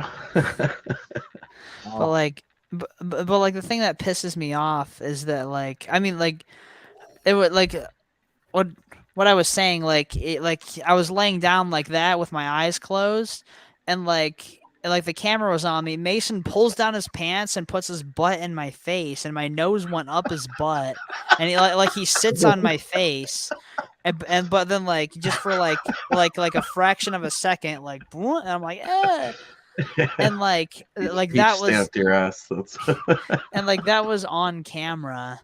And then I so put, we get that in the outtakes. Is this going to be on a physical release? So I That's put it actually in the really outtakes, but then YouTube striked it and then just literally deleted it off YouTube for child pornography. Oh bother! That's And so but like I'm so pissed because I deleted the file of the bloopers and outtakes because you got sketched out. No, I forgot why. No, it was because it was on my hard drive that broke, and then I had to buy another hard drive, and so like all that work went out the window, and so now like I still have all the footage from the movie, the you original. got the raw shit. Yeah. So like I still could do it, but like with all the Forest Hills shit that I'm doing now, like it's gonna take a while for me to get time to do that again, So it's disappointing. This is a but good whatever. point to segue into a little bit of that. It looks like you are dabbling and maybe have dabbled in some movie producing at some point. You're doing the Forest Hills thing, which is like, is it the new Eddie Furlong movie? Yeah, and it's Shelley Duvall's comeback movie. That's right.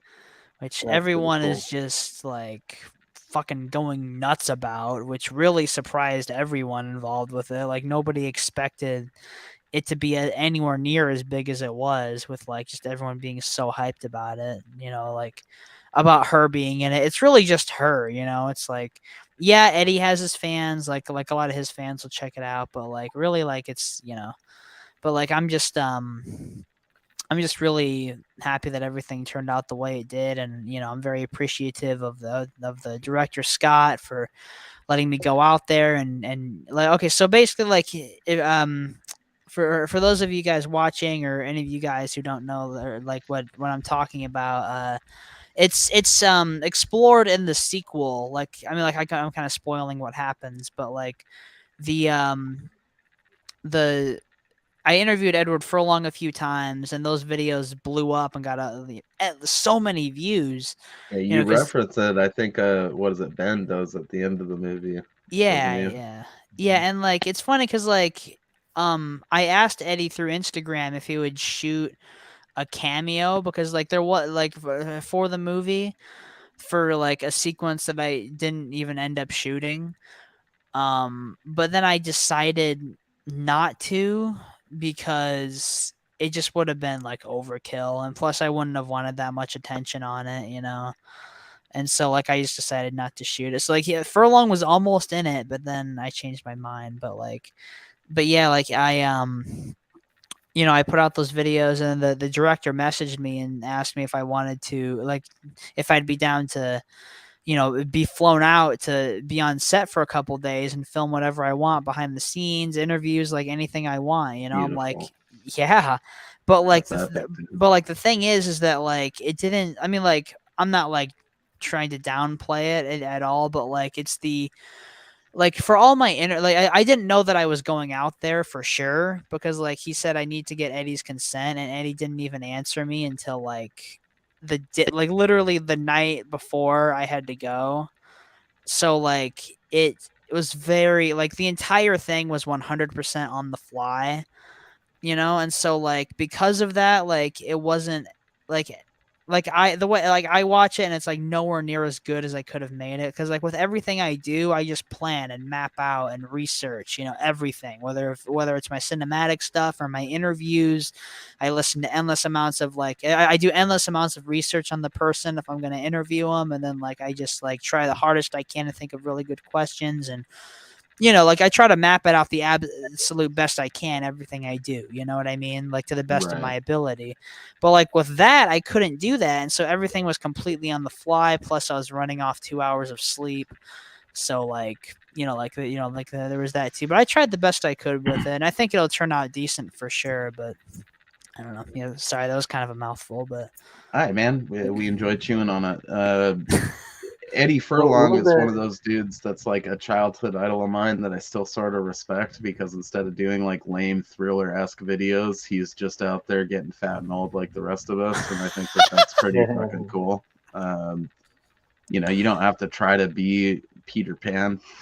you could be a dude from the 90s that we remember from the Terminator movie and Brain Scan, and then just grow into a fucking adult, and that's fine, flaws and all. I'm looking forward to that movie just because of the Shelley Duvall thing, but it does seem like I'd be mad stressed out if I was those people, because they clearly didn't stunt cast Shelley Duvall or anything. At least it doesn't appear that way. It appears like she was just doing it to like dip her toe back into the acting field. It just so happened to get a bunch of attention, like Bloody Disgusting, Fangoria, like everybody was fucking going nuts covering that thing for a minute, and I really hope that it works out, man. It'd be cool. Is that your first movie that you've like produced on, or had any? Oh yeah, I've never had any kind of involvement whatsoever with any other. So you really kind of are movie. following this dream of filmmaking as opposed to the just doing the vlogs thing, like as detailed in the movie. Yeah, I'm trying to, man. I mean, like it's like, it's.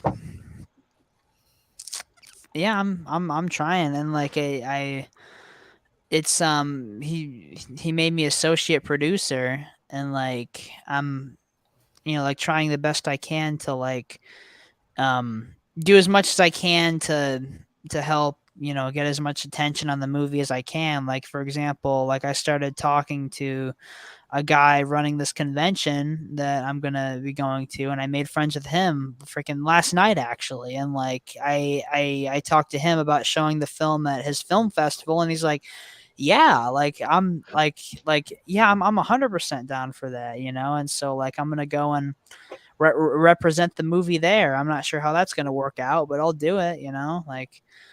And so like it's and I'm actually going to and the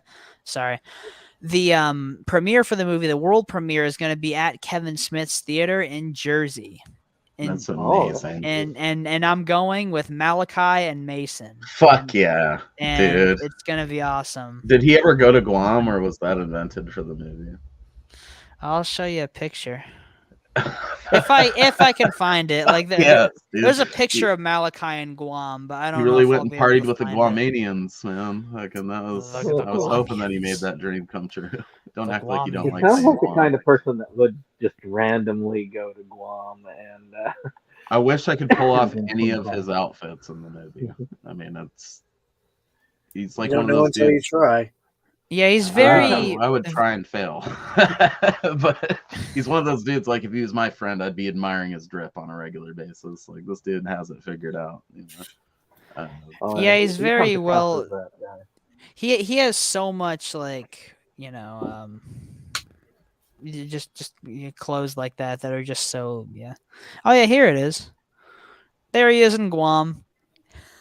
Oh shit. Yeah, is that real? I believe it. Yeah. I love it. But I could see that's the thing. I've had friends like that.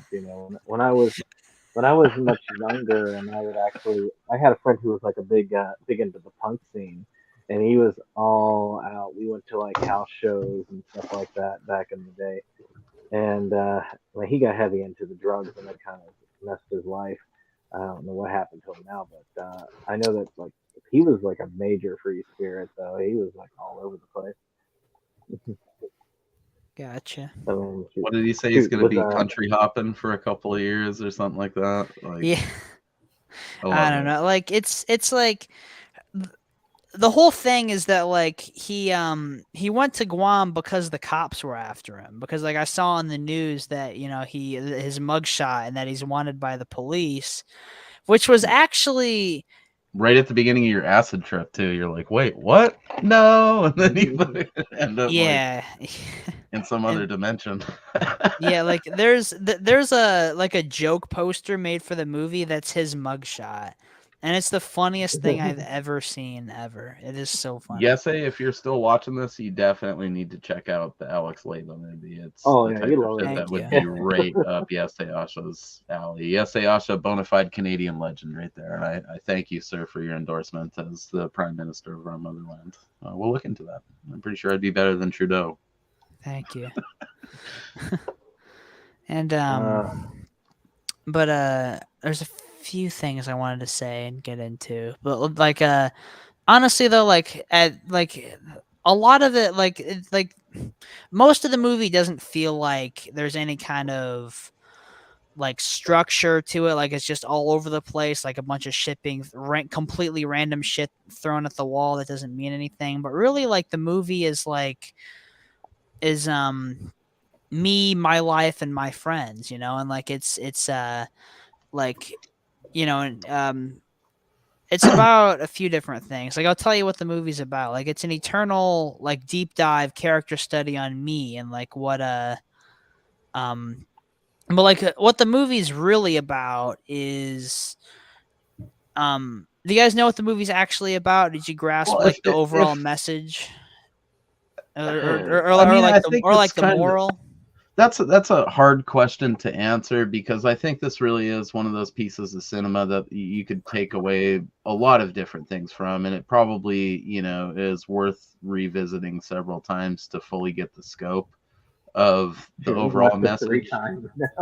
But it really seemed like just the basic arc of it was like you trying to figure out where your future is, and where like these hobbies fit into your life and how they've contributed to it, and is it ruining like your relationships with other people, or is it like maybe making them stronger in some other ways, like it's there. I don't think there is any one singular answer for me as a viewer There what this is about, but is. I mean, like there kind of is, but like it's okay. So basically,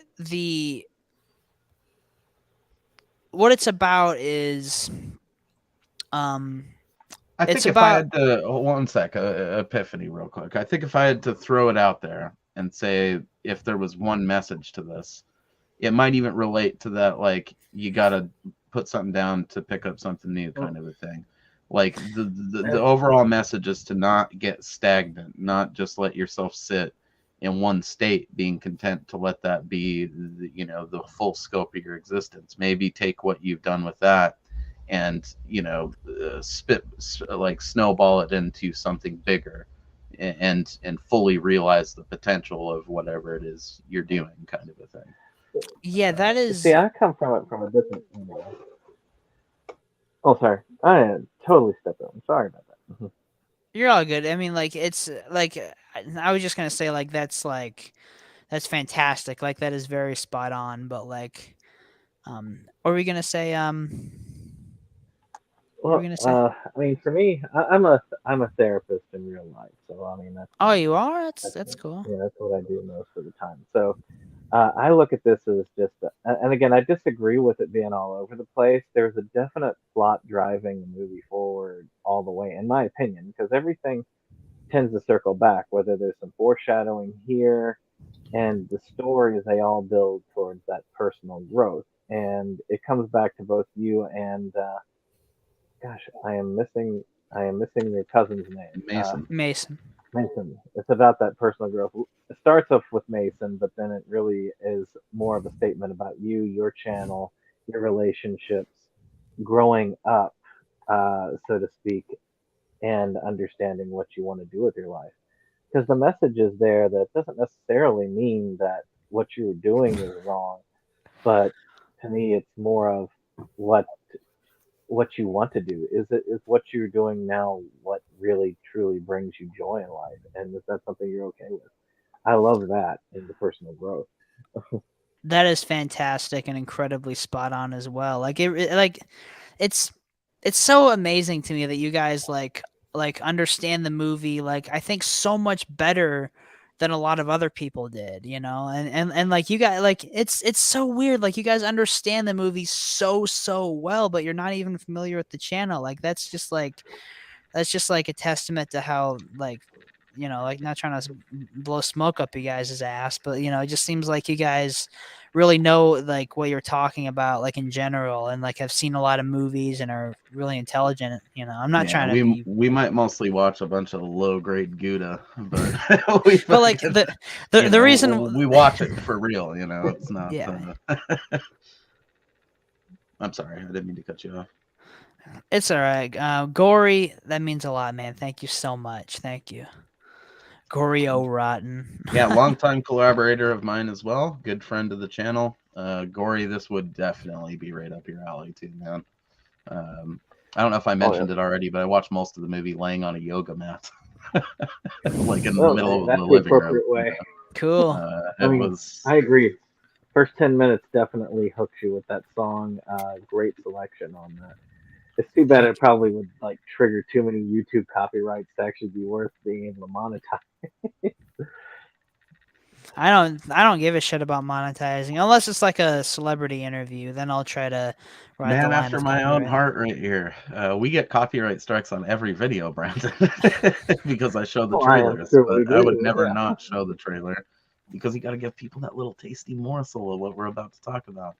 Well, I mean, like maybe try to like crop it and like cut it up to where it's not like consistently I mean, like I imagine like you guys have tried to do that and it like still gets caught by the I just throw the content trailers ID up there, system. bro. I mean, as they would be presented in the theater. It's I don't own the trailer. It's like usually 5 minutes into our stream.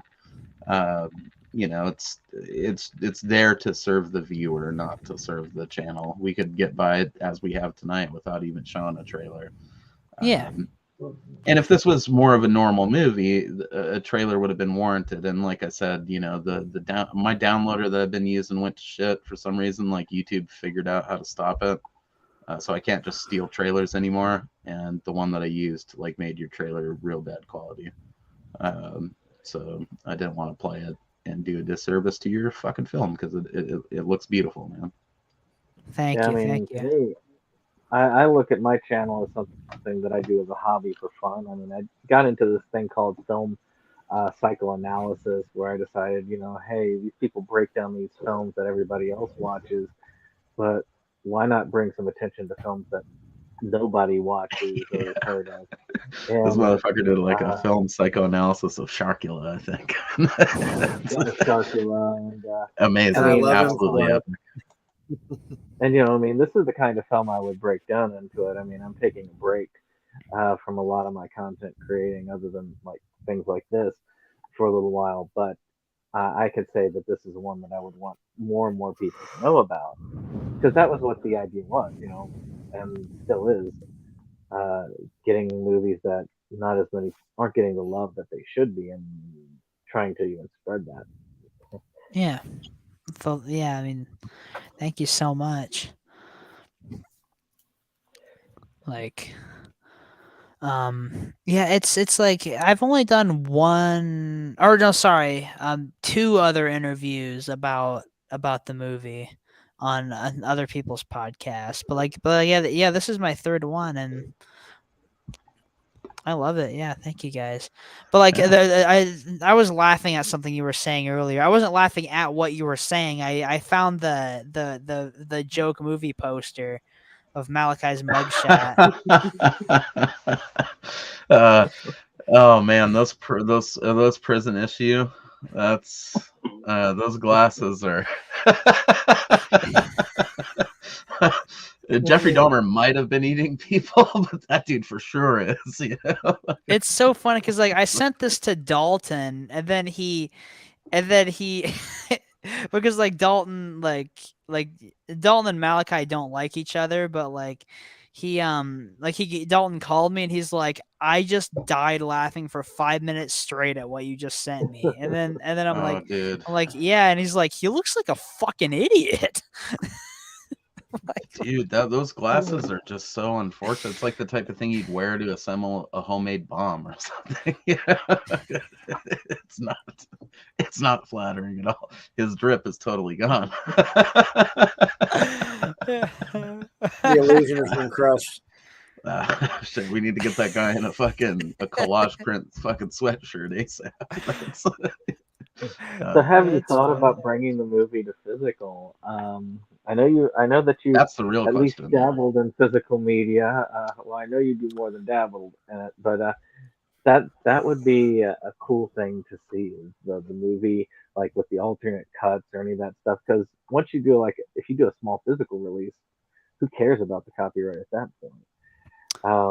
Yeah, but like it's like I can't it's against. I mean, I don't know like all the details like with the laws of copyright and stuff like that, but like I'm not allowed to distribute, like something or sell anything like with copyrighted music in it, right? No, that's actually false. Skate videos do it all the time. Low budget indie movies do it all the time. If you fly under a certain level of the radar, you can pretty much just get away with it. The real you got to take the World Industries approach to it, right? You remember World Industries, Flame Boy, all those graphics on skateboards in the 90s. Yeah, they would just run the shit until they got a cease and desist, because they have to send you a cease and desist before they can just outright sue you for it most of the time.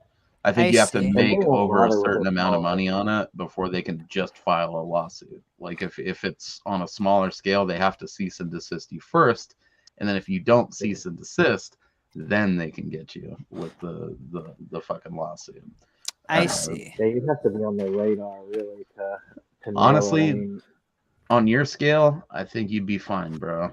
We buy stuff that's definitely copyrighted material all the time, like from people openly at conventions a lot of the time, and it's no one gives a shit if it's on a certain level. One thing I found phenomenal with the Alex Leyba movie is you actually, like, your entire subscriber base has pretty much watched the movie, at least. Because I feel like it was sitting at like 10K views, and that's like right around your subscriber count, right? It's been at that for a while though. Like I feel like most people, I mean, like not like you guys just watched it recently, but like I feel like most people have kind of stopped watching it. Like everyone was just like so curious to see it, and then they're just like, oh, well, and I don't know. I feel like people are kind of like nobody's talking about it anymore, But like it's like I said, like I appreciate you guys asking me to come on here and doing this, but I don't know. I feel like like I feel like everyone's kind of done talking about it, because it's kind of like it was like 7 months ago that it came out and stuff. But I can say this much, man: we don't have a lot of subs yet on Schlockaholics. We're sitting right at like that 35 subscriber range. We're pretty new with this show, anyways. But we've got a lot of friends that respect our opinion on movies, so you'll be getting a few more views. Maybe nothing astronomical, but the right people in our friends groups will see this shit, because it is the type of thing that I know several people that would love this fucking movie. I love having this. Well, I appreciate that, guys. Thank you. It's something special. I spent probably a good hour walking around the neighborhood at like 6 a.m. this morning before my day sort of went to shit on various levels, just thinking about this movie and like sort of talking about it to myself before we even did this. And then even with my day gone to shit on those levels, it really hasn't dampened my spirits to talk about this thing, obviously, because it's an important piece of history, I think. You took something that a lot of us maybe take for granted now, which is like that sort of basic vlog style videos that a lot of us that are into YouTube came up watching, especially in the last decade.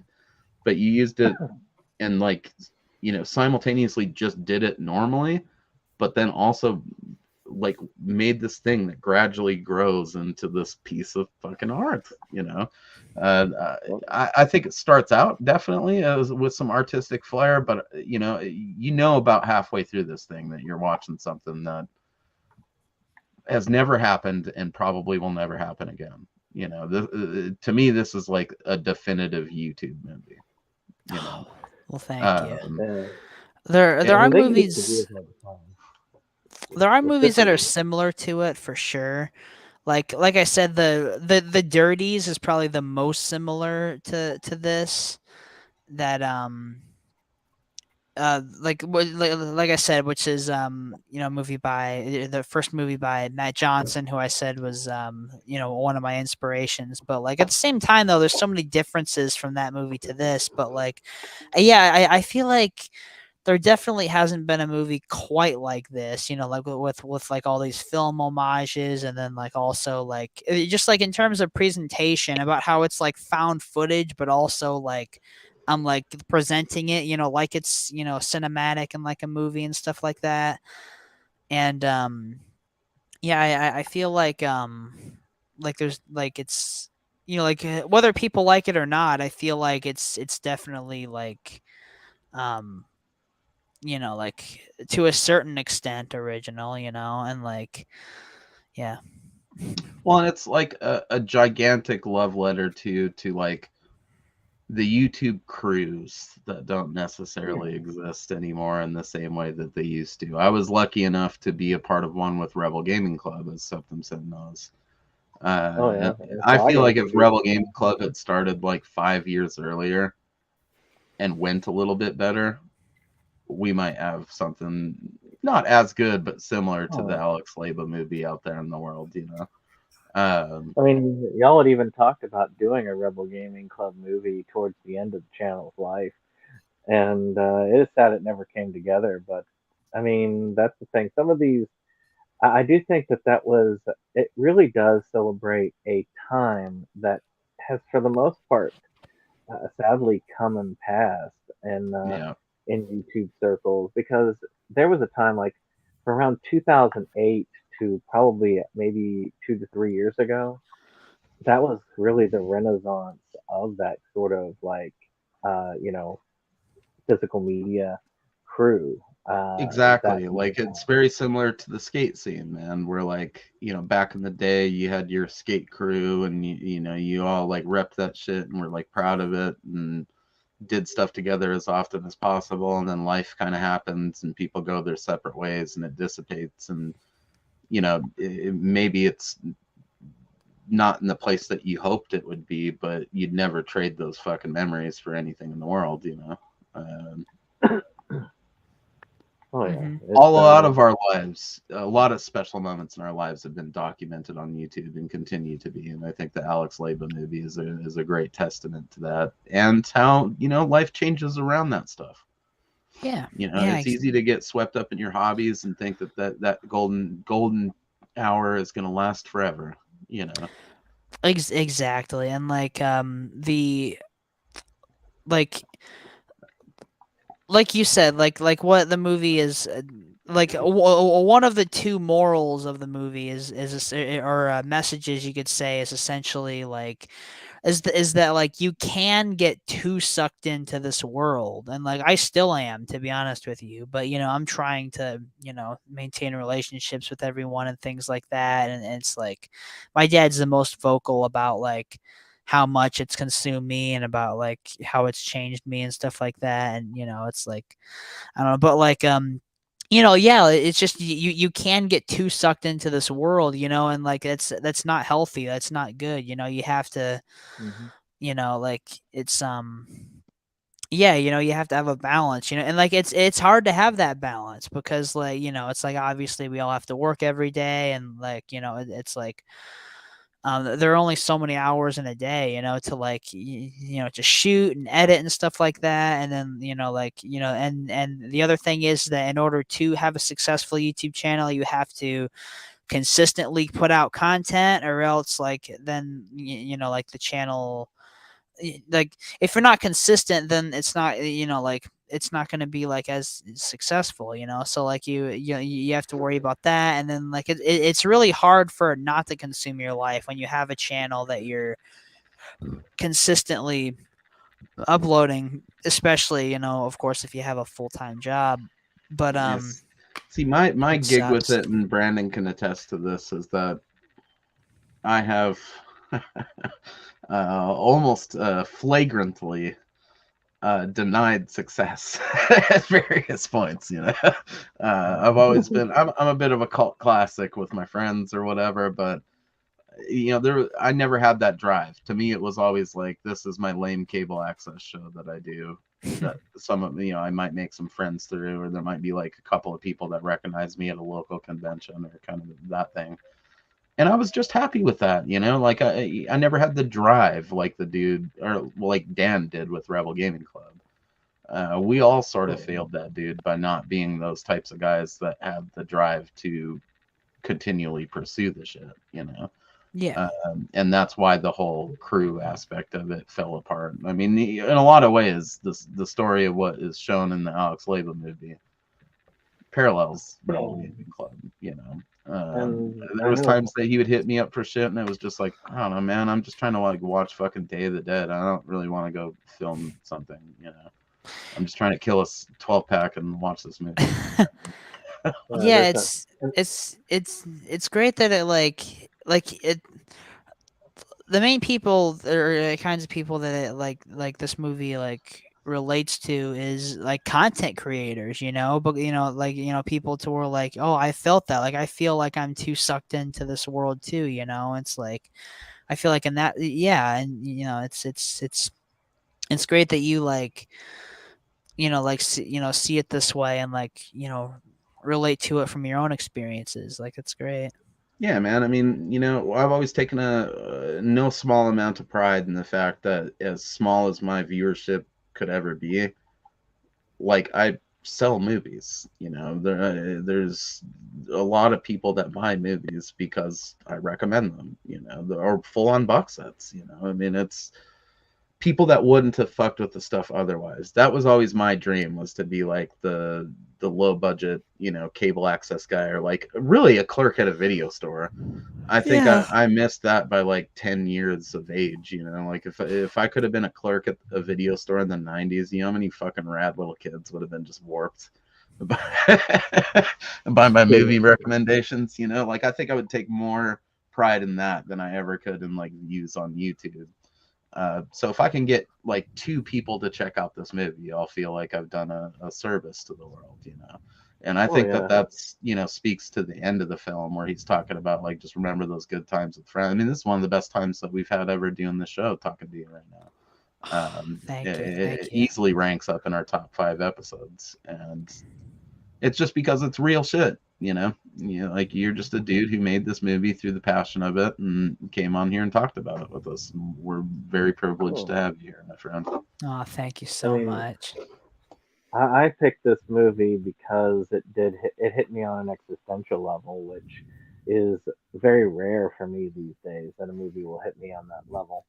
See, on me, it's kind of that opposite feeling because, of course, I'm at a different age angle. I'm like almost 20 years your senior, and that tends to throw things in a different angle when you think about it. Because I've had uh, close calls where I'm looking at like a lot. Where I've had like this year, I've had a really close call, which I won't go into more than that, but where I've looked at and I said, on a personal level, a lot of the regular relationships, I'm left looking at this and saying, "Am I alone in this world? What do I have left?" And then I look back on some of the hobbies and stuff, and like, well, this stuff has been kind of sitting there vacant and just kind of stacks up and doesn't go anywhere. But if I ever end up in that position, fully where I'm alone or have less, then at least there's something that I can come back to, at least something that I can enjoy in life. So there's a little bit more into that. So, and that's something when it touches me on that level, it's like, no, I got to cover this movie. This is like, it's rare that I get this. Closing time can wait till the next time. Well, dude, I mean, uh, like, full disclosure, definitely like ended a relationship this morning, and it sucks. But I had the benefit of having that Alex Leyba movie under my belt as it happened. So the thing that like keeps repeating in my mind is like sometimes you got to put something down to pick up something new. Yeah. So that probably happened for a reason. Like, we're still here doing this shit. Me being a single dude again is not going to exactly make the fabric of the universe come undone. But we've got all these dorky movies on our shelves and these fun memories that we stand to make together doing this show. And we're making fucking fun, dorky memories right now with all Alex down there. I mean, it's life will continue to cycle on long after we're gone, and it was doing that long before we got here. Our place in the world matters a lot more to us and to the people around us and our relationships and how we plant the seeds for those things to grow further in the future than anything else. So Yeah. there's a lot of things in life that you don't need to be happy. They certainly help sometimes, but at the end of the day, if you got some like cool cats to sit down and talk about a movie with, that's all you really need, man. This is way more like beneficial and therapeutic than going to a bar and throwing down $100 to drink with some dude I've never fucking met before and talk about something that doesn't really interest either of us. Yeah. So Well, thanks I- for making it. Oh, you're welcome. Thank you. Like I mean, first of all, I'm sorry to hear that, about what happened today. Sorry to hear that. Part of it was probably my own fault, but that's anything in life. Yeah. You learn your lessons, you move on, you try to use that to build something better in the future. That's right. That's absolutely right. But you guys asked me about the Blu-ray, and I would love for there to be a Blu-ray, but at the same time, like it's just so expensive. And like, what movie one made this?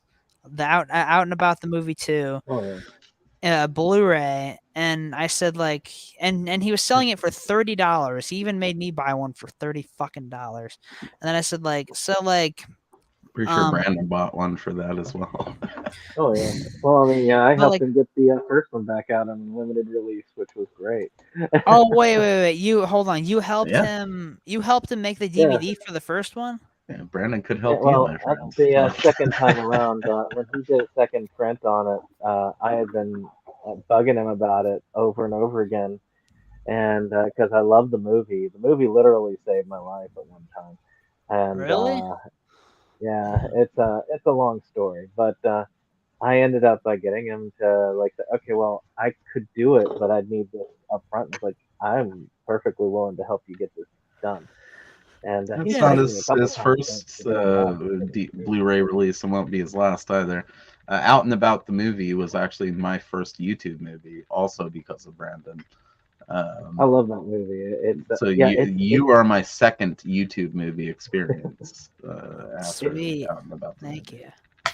Out and About one is what you would describe your movie as not really having as much of a plot, but at the same time though, it reflects his channel in a lot of good ways as to what would go on behind the scenes, as opposed to what would go on in front of the camera. And I love that as part of it. And I wouldn't trade it for anything as far as such cool stuff is concerned. And I would love to see, like I say, I would definitely fork out $30 for an Alex Leyba Blu-ray to have For that sure. just as so that I can, when all this goes to heck, and eventually it will, I can still say this was a part of it. I buy those posters too, man. Yeah. Yeah, I mean, I would love for there to be a Blu-ray, but I talked to Wet Movie about this, and like he said like that basically he didn't like make a profit at all. Like it costs way more to make these than than it did to sell, and like he said that he lost money by doing Well, it. So I said, well, no, I'm not gonna do that. But like Look at it this way: the goodwill you'll foster with like the limited amount of your viewers that get a copy of that will Well, pay for itself in that the long really run. depends on on your aim, I should say. I mean, I've I actually just want like, one, so whatever I have to say to get a Blu-ray. I mean, I I'll look into it, but probably not. Basically, You down if fucking I'm we gonna make a couple personal ones for ourselves on the download? Because Brandon does have the ability to do that too. Oh yeah, well, you see, and that's the thing is, I would have offered, but mine is not on the scale or quality that I feel like you would accept in one of your physical release. Because I've done limited physical releases for creators before. I've actually uh, literally produced very very limited runs for both the Shackle Demon project and a film called what was it, Anhedenia Greatest Hits Volume 1. And then I've got like another one that I'm going to be doing. But again, those are literally me with a printer and stuff in a basement, literally in a basement, putting stuff together. It's like you could do Yeah, yourself much screen better. printing that shit, old school skate deck style. You know what, dude? I just really need a copy of this movie that I can watch when I need to pull it out without having to watch it on my phone. And I have notoriously shitty internet because I live in rural Oregon, so it's not working out for me on that tip. So You should. I'll look into it for sure. But like one thing I was thinking is that like I did like I do want to make like mini posters for it, then have everybody sign the mini Yes. posters, and then I could sell those or send those out to people. Let us know as soon as you do that because I'll buy probably several of those. Oh, yeah. Thank you. There's a website called I look Kanaki. at it. A lot of indie people use it, and they basically do everything for you. You just send them how you want the cover art, you send them the transfers, and then you set your price, and they have a set price that they charge you per DVD and Blu-ray. Yeah. And it's very inexpensive. And then you just name your price, and then whatever you sell it for over the cost of them making it is profit. They ship it out for you and everything. I see. Yep. And they're Interesting. very inexpensive, and a lot of indie filmmakers use them. Definitely link me to that, and I'll look into it. So, yeah, if it ever comes up, y'all Link me need to let that us for know. sure. Because I've got like I've got a lot of the wet movie stuff, like his Night Owls Blu-ray and the two. I don't have Night Owls. I'm gonna have to get that. I feel like the Leyba movie deserves like a Makeflix release, through old J.R. Bookwalter and Tempe Digital, so that we can get all those special features that Alex would want to put on there, and then the alternate cover arts. Like those dudes would do it fucking justice. Kunaki would be a quick and easy way to get it out there to people, but definitely this feels like right up there. I mean, I won't say it's above the Chris Seaver documentary because that thing is a work of fucking art. It's like right there next to This Is Guar of being like a amazing sort of retrospective documentary of a group of dudes and like a scene that was going on. But this Alex Leyba movie, I think, is pretty close to that of being one of my favorite sort of real world documentary style things that I've seen in the last fucking several years. Wow. So I think, if you could get it into the hands of like J.R. Bookwalter, I feel like he might look into actually putting out a dope release of that. I don't know how you would work out the cover art because this doesn't feel like something that needs cheesy comic book cover art like a lot of the B movie stuff that we get from Makeflix, but man, actually, I could see like a nice little postcard with you sitting there on that field during the LSD scene. The waking Thanks, life Michael. part. That means a lot to us. This show Yes. came at a good time. Great guest with Alex being up in here. Great film. This is, I feel like, a monumental show for us. Our year has been off to a great start, and this just kind of cements that. And we've got some pretty fucking rad stuff going on in the near future. We got Joel Winecoop possibly joining us for a discussion of Lost Faith, and then we're doing a double feature from Face Melt Features of Night of the Axe and Spirit Board, which is going to be pretty dope, which will lead into our discussion of that dude's first full-length fucking horror film with his full-length version of Night of the Axe. So, cool. And I like to think, you know, without even having seen this, we were following a similar trajectory to what your channel does, where it's less about just reviewing the movies and more about interacting with the people that are part of them and like doing something more with it than just talking about the movies, you know. We easily could have discussed this and went like scene by scene and did your generic sort of podcast movie review of this thing, but having you on here for it, I think, makes all the difference, you know. It's That's the other channel. Oh, thank you. Yeah. Uh, Well, that means I can't tell you. I said this so many times already, but I can't tell you guys how much I appreciate it, and that you guys saw and appreciate the movie the way you did. And you know, like I said, especially because you guys didn't even know, you know, like, you know, and hardly anything about the channel beforehand, and it just like means a lot that you guys connected with it. Thank you guys. I knew nothing about it, honestly, and Cody told me some shit like pack a lunch. It's 2.5 hours long. I was like, oh my god, Brandon, what did you do? You know, and then I started That was watching before I it, started it, and though. yeah, it was like, and I kind of echoed the same sentiments. Like maybe I'd enjoy it if I like knew who the fuck this dude was, and then you start watching it. And just something special happens, man. There's like a, you know, I said it to, you know, my then girlfriend at the time. There's special magic about this shit, you know, that isn't even maybe intentional. It just exists. Like it's an intangibleness that you can't really put into words, you know. Dude, thank you for making this movie. No problem. It took me a long fucking time, 1 year and 4 months.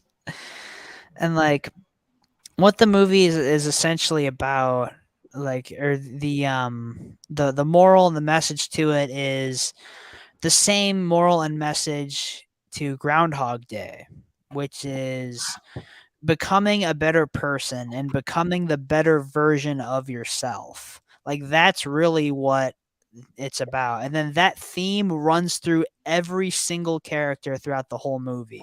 You know, like the whole thing with Dalton is that he used to be a loud, annoying redneck hillbilly piece of shit, you know, that was just loud and cussed a lot and stuff like that. But then like in the movie, you know, he's changed. And like the whole idea is that like I'm visiting and hanging out with like all my friends, and you know, like, and seeing him again, like some of them I haven't seen for a little bit, and, you know, like they've all moved on from the channel and they've all like moved on with their lives, and they're on to bigger and better things these days from what they, you know, like were doing like when they were younger, you know. And it's just like, you know, like everyone else has moved on, but I haven't. But then also like everybody, you know, not just moved on, everyone became the better version of themselves. And like I say that at the very end of the movie, but like that theme runs through everybody, you know, like except for me. But then, you know, like it you know, like Bronson literally transforms into the better version of himself, you know, by literally transforming into a completely different person. You know, I mean, like, you know, but like the person he was before, you know. So like, you know, like, you know, there's that the literal transformation, and then with Dalton, you know, he changed in a certain way, you know, because his wife and kid changed him, and then Malachi, like, you know, didn't really like he didn't change, but like he's still the same, like, you know, like, but like he, you know, moved I to hope he never Guam changes. oh, me too. Like, yeah. He's never gonna He's the change. one person in the fucking movie you're hoping for no character development with. I just want him to be exactly the way he is forever. Yeah. He will, and like, Malachi. Yeah, exactly. And then like, you know, like Mally, I think he was in the comments on the video, like talking about how he was like day drinking at noon and watching the movie or something. Yeah, yeah. At the premiere, like he came with a giant bottle at like 11 a.m. I've been known to do that. I mean, see, that's the thing too, man. You know, even before fucking with your movie, like I've been sort of trying to make it, because those transformations, and again, you know, we are older than you, but that's not something we say as in like a disparaging way. Yeah. It's more of a depressing those transformations happen in chunks. You don't just become the better version of yourself. You become a better version of yourself. And then, you know, time goes on, you learn a little bit more about shit, and you become a better version of that version of yourself. Yeah. And I'm still working on it, man. You know, I've been working on it real hard, especially the last couple of months, and I'm going to continue to fucking work on it. But you know, it's one of those things that you're always still kind of building what's going to be the best version of yourself. And I feel like we kind of hit that if you live your life correctly, right around like 50 to 60 years old, like grandparent age, is when you're finally like, you know, if you do it properly, you've hit all those Pokemon evolutions along the way to become like the ultimate Pokemon. You know, you're the sagely old dude that's giving advice at the end of this movie.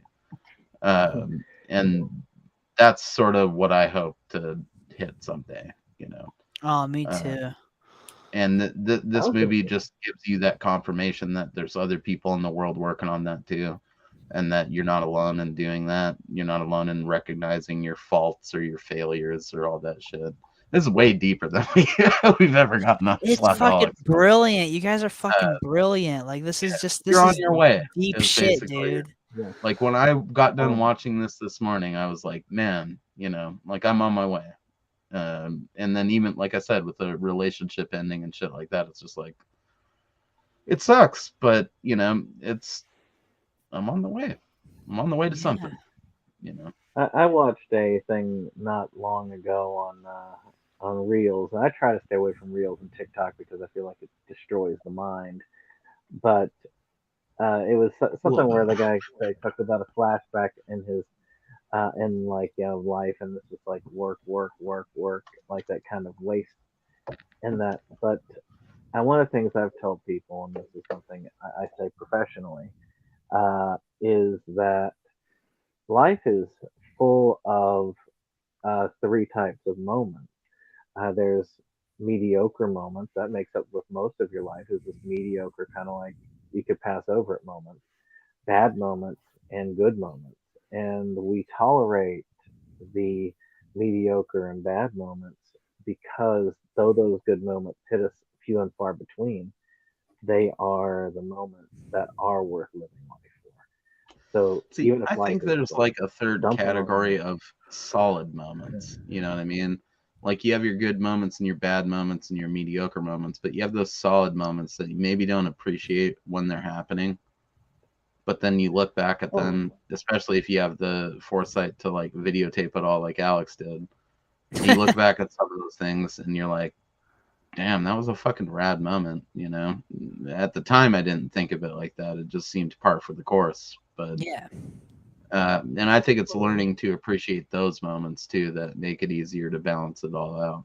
You know, like not everything has to be good, bad, or mediocre. Some of it can just be pretty solid, and then you remember those moments later, and you're like, "Fuck," you know, I'd traded a couple of those good ones for more of those solid moments where it was just contentness. You know, nothing too special, nothing too bad, just exactly where you need to be.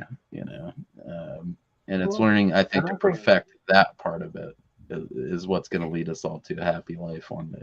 You know. Yeah, I think good and I really should say good and great moments, really. But yeah, I mean, definitely. But I yeah, feel that a living little. your life for those moments. Yeah, you Because even no gotta. matter how bad your year is, you're gonna have some good moments, and And it you're all gonna have some passes great before moments. you know it. You know. I mean, Yeah, fuck, dude. This is our, like what, our 15th episode of this or some shit. 14th. yeah, it's hard to believe. Yeah, I mean, I've been doing. On Inside Movies Galore, we just finished our fifth year of being on the air, which was surprising. That it had been that long, and I think it's like sixth or seventh for my channel. So it's amazing how how time passes, and you got to wonder what those great moments are in your life, and then you go back and say, yeah, life sucks, but darned it, it had these things, and if I had died or had left, I would never have had that moment, and It's true. that to me is well worth it all. You wouldn't be sitting here staring at my voluptuous man titties in this teenage t-shirt while we talk to Alex Leyba. I mean, would you trade that? I think this movie is an important teaching tool for those of us that have children too. I mean, because Really? let's face it, we're living in a world of social media and that being like the main crux of everybody's existence, So I have a 12-year-old daughter. Cody has a couple of teenage kids. I mean, it's the type of thing that, like, if they ever get too swept up in that stuff, you could just sort of show them the Alex Leyba movie, I feel like, and it might recenter them a little bit, make them think about their life beyond whatever the fuck social media stuff that they're doing, because that shit is way more intense than it was when we were kids. It's even way more intense than it was when you were a kid, Alex. I mean, even being like 10 years younger than the youngest of us, like when you were that young, maybe that shit was just starting, but it wasn't like this pervasive thing that was an all-encompassing part of your life like social media is for kids now. Yeah. So I think that this movie, is a good, useful teaching tool. I think to show to kids or young people, maybe not little kids, but people at that stage in their life, if they're getting a little too sucked up into it, invite them over, clear an afternoon, spend 3 hours watching the Alex Leyba movie, and they might have a little bit different perspective on it by the end of it. I've never thought of that like before, like about it, like that. That's great. You've done a great service to the world we live in. And again, no smoke blowing up any fucking anuses. This is just pure honesty, man. You've done a great service to the world we live in with social media and the culture the way that it is. So I think this is something that needed to happen. I think it was meant to happen. That fucking scene with Dirty Dale is testament enough to that. And the Bronson stuff was my favorite stuff in the movie. Do you mean in the field, like where he takes glasses off, or which part? No, where he's walking and the sun opens up. Oh on yeah, the path. It's like, that's amazing. What were you gonna say? I was say, I think this is probably. I really do think that there's no better way to end the discussion than on something like as existential as what we're talking about. Something as heartfelt as that. Because to me, I have a way to end the discussion, but you continue, sir. Oh yeah.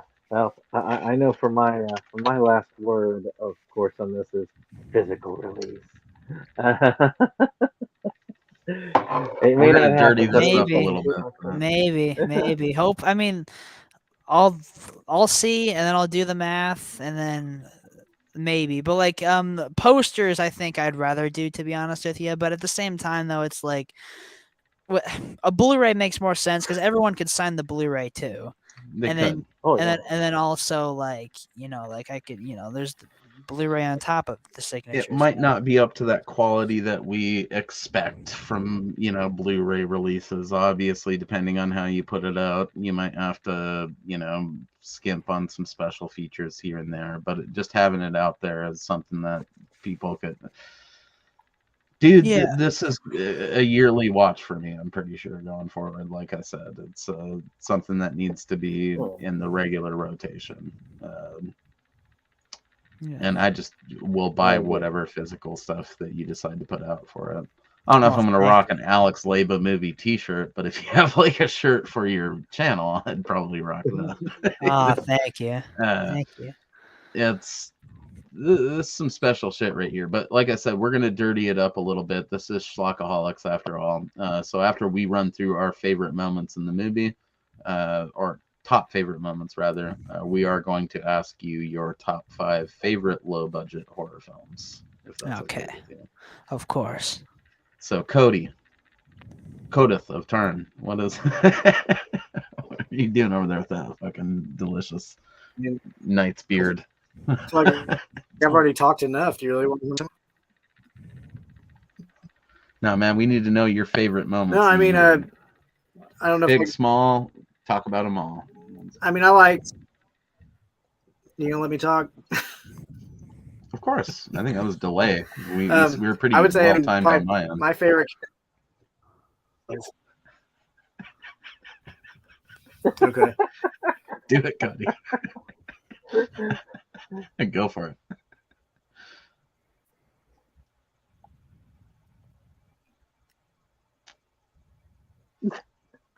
I would say my favorite people. I'll stop. I'm gonna mute my mic. I'm sorry. I'll mute mine too, so this in case it delays Hold on. things.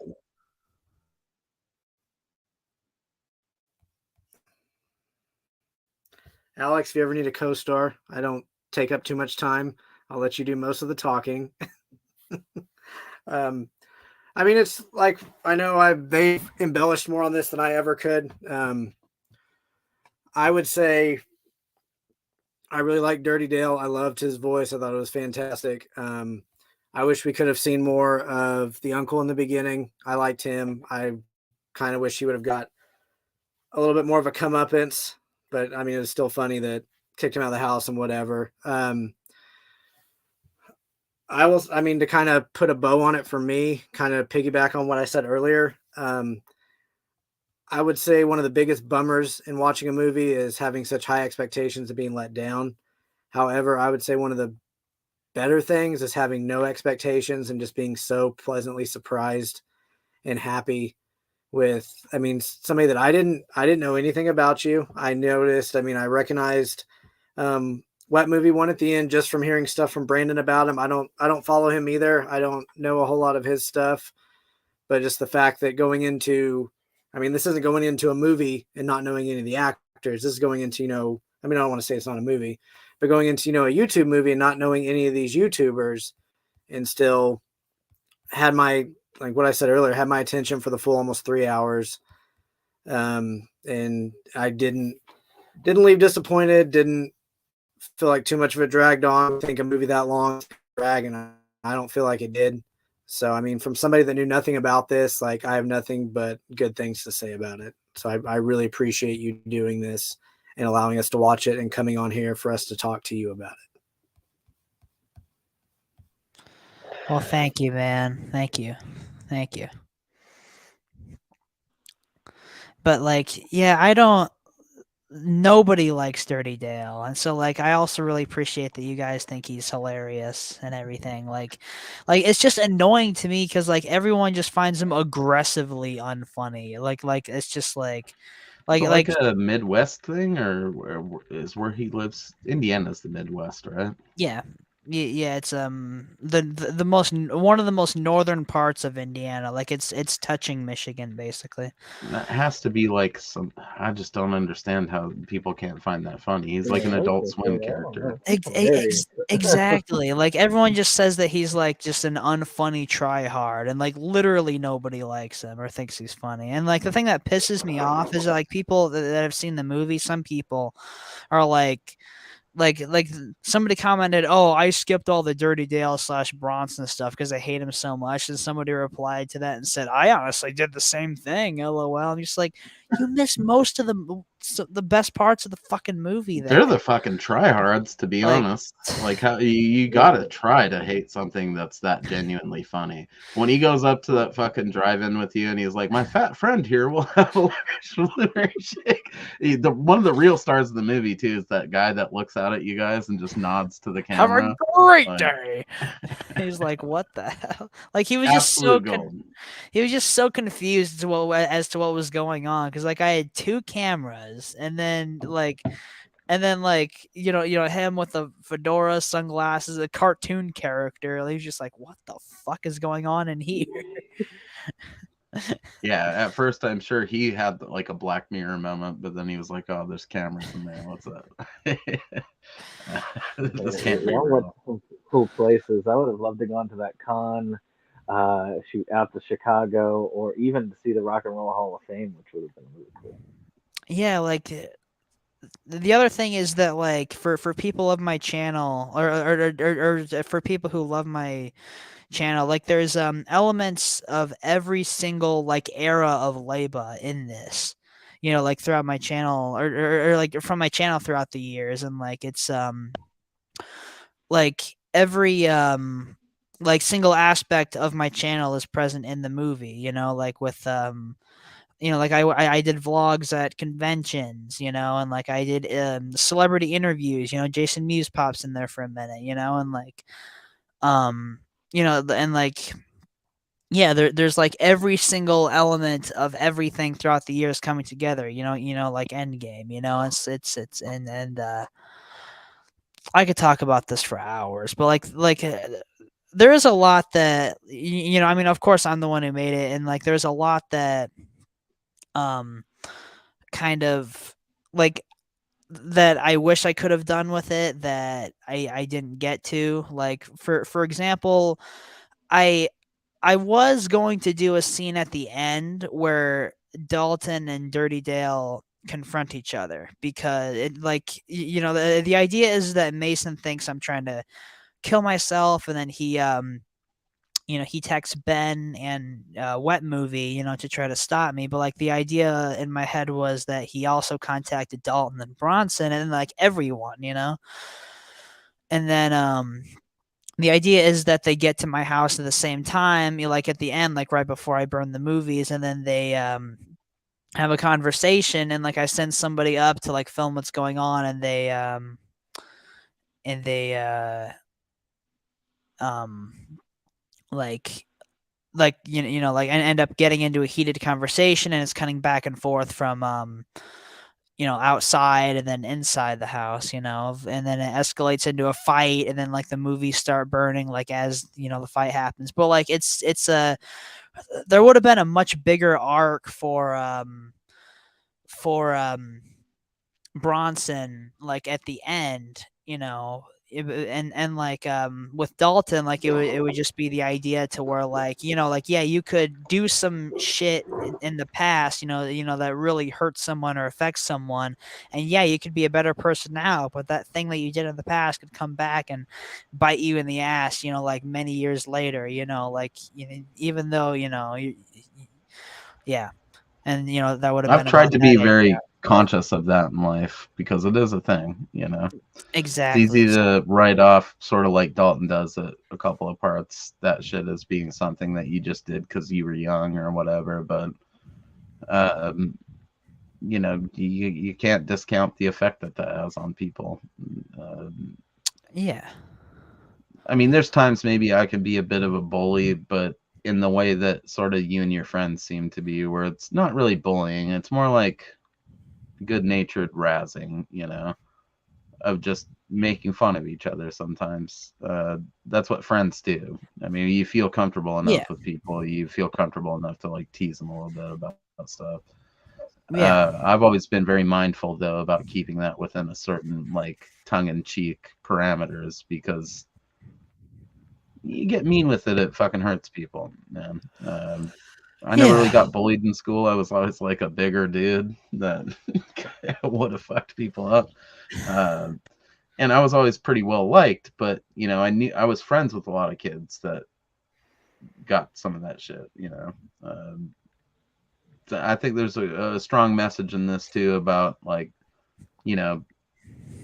maybe withstanding some of that and seeing the good things in people so that you can later reconcile with them a little bit, and realize that you were both just maybe at a bad point in your life where shit like that happened, but then you're at the dude's fucking wedding holding hands with him while he's singing along with the country song or something. I mean, it's pretty amazing. Yeah, exactly. And like yeah, that's great too. Like you're like I feel like there's a lot of like clips I could take from this and just like show people. You guys give damn good advice. Well, like you guys speak the truth. And this has been one of the greatest episodes we've done, one of the longest ones we've done too. We're approaching that 2.5 hour mark. Mm-hmm. So if you want to, for Cody's sake, do it for Cody and the Bunnies. Tell us your top 5 low budget horror films. Top 5 low budget horror films. Well, my number 1 is the original Saw. Like I said earlier, I'm a huge Saw fan. And it's funny, you guys didn't ask me how I got Tobin Bell as Jigsaw in the movie. which We like didn't. which Which like I it's sort of had the feeling it wasn't samples from the movie because I didn't recognize the dialogue.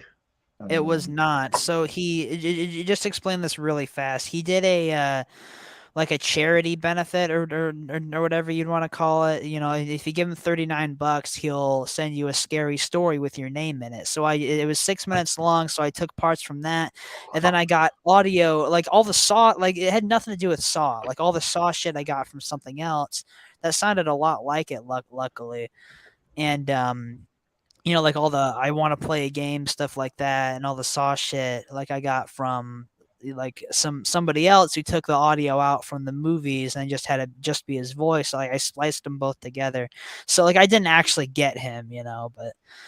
But yeah, Saw 1. Hang on, let me.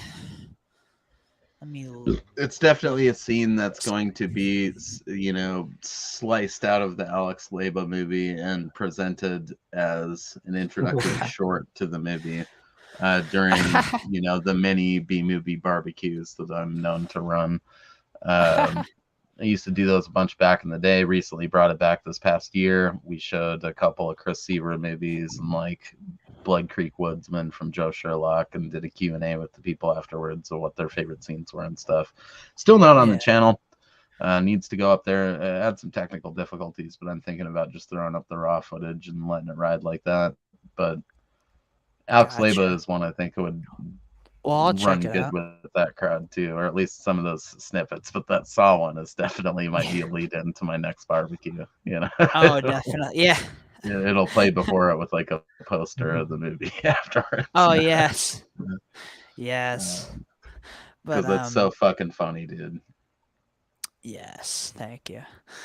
But yeah, we got Saw 1, definitely my favorite low budget horror film, no question. It's one of my favorite movies. And then I think I'm gonna have to go with Paranormal Activity, the original. Although I still really enjoy the series overall, but like I recognize that like I don't like it anywhere near as much as I did when I was younger. Like I get that overall as a franchise, it's not really good, and they didn't really know what the hell they were doing by the end of the story. But the first one's still pretty great, I think. And what else do we got here? I gotta admit, that's one that I'm not. I mean, I own every movie, but I own them for my daughter. You know. Yeah. It's not throw a disparaging light on you. Her taste in horror is pretty fucking pristine. You know, it's nuanced. She likes a lot of stuff.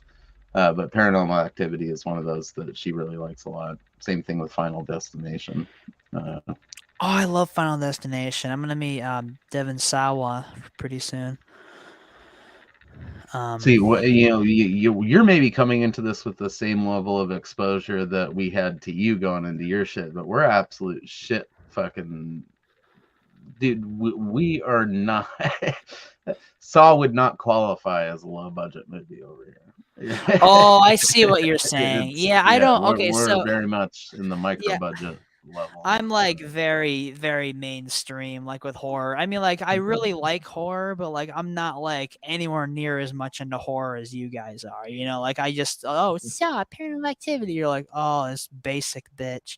You guys are probably. I didn't think that at all. Those are both good choices. It's just they are what most people's idea of a low budget horror movie is nowadays, and to us, that's like you can make 20 of these things for. yeah, but like Saw, yeah, like it had like I think 1 million around there, you know, a budget, but like I can understand that, but Paranormal Activity was still crazy low budget. It was only 15 grand.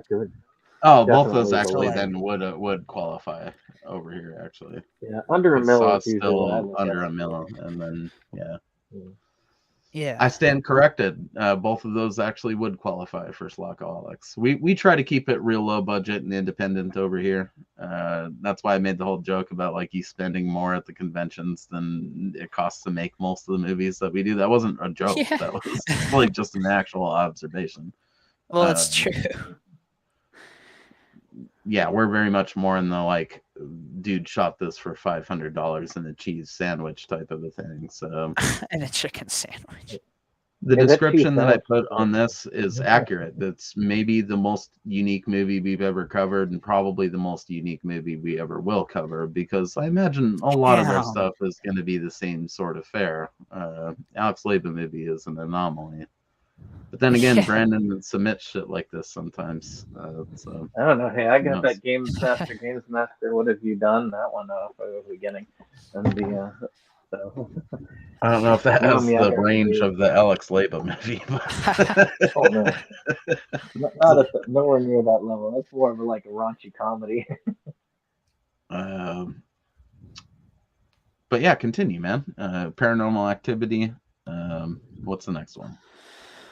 I'm not I mean, like, I don't know if I could say definitively like favorite, because I do like a lot. Like, I don't really watch too many like super low budget horror films, so like I can't really or like say too many like beyond those two. I mean, like I could just name some that I really Yeah, like, let's but like just that do a aren't. 5 favorites instead of top 5. Yeah, I mean That's a it's little easier. yeah, it's mainstream as hell, but the Blair Witch Project, I really, I really like that one. But one really underrated one, like two actually. There's a sequel that I'm not sure if you guys know about. It's two found footage films called Grave Encounters. Have you guys heard of Oh those? yeah, fuck yeah. I Oh, I love I those, I especially the love sequel. those movies. Those I are feel like underrated. Cody especially has mentioned those several times, maybe, or am I thinking Yeah, of someone else? But yeah, I don't know, but yeah, those I Grave are think they've really came Encounters up is before. solid. Yeah, you can't go yeah, wrong those with are stuff like that, man. yeah. Those two are underrated, and then gosh, what else?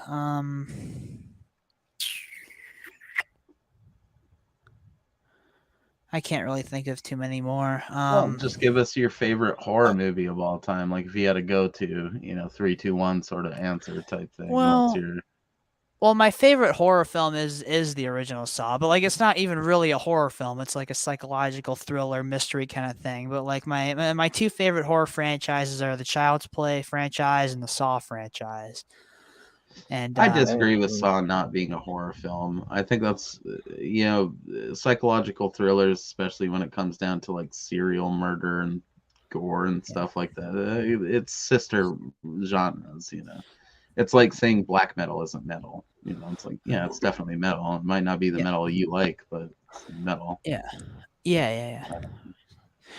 Guys, listen, somebody's at my door right now. I'll be right back. Okay, I'll be back in like in like a couple minutes. Okay. That actually works real well because we're going to start plugging some stuff. So once you get back, Gotcha. you'll be able to Gotcha. fire in a couple Gotcha. plugs and we'll get out of here. Alrighty, I'll be right back. Cody, you got anything you want to plug?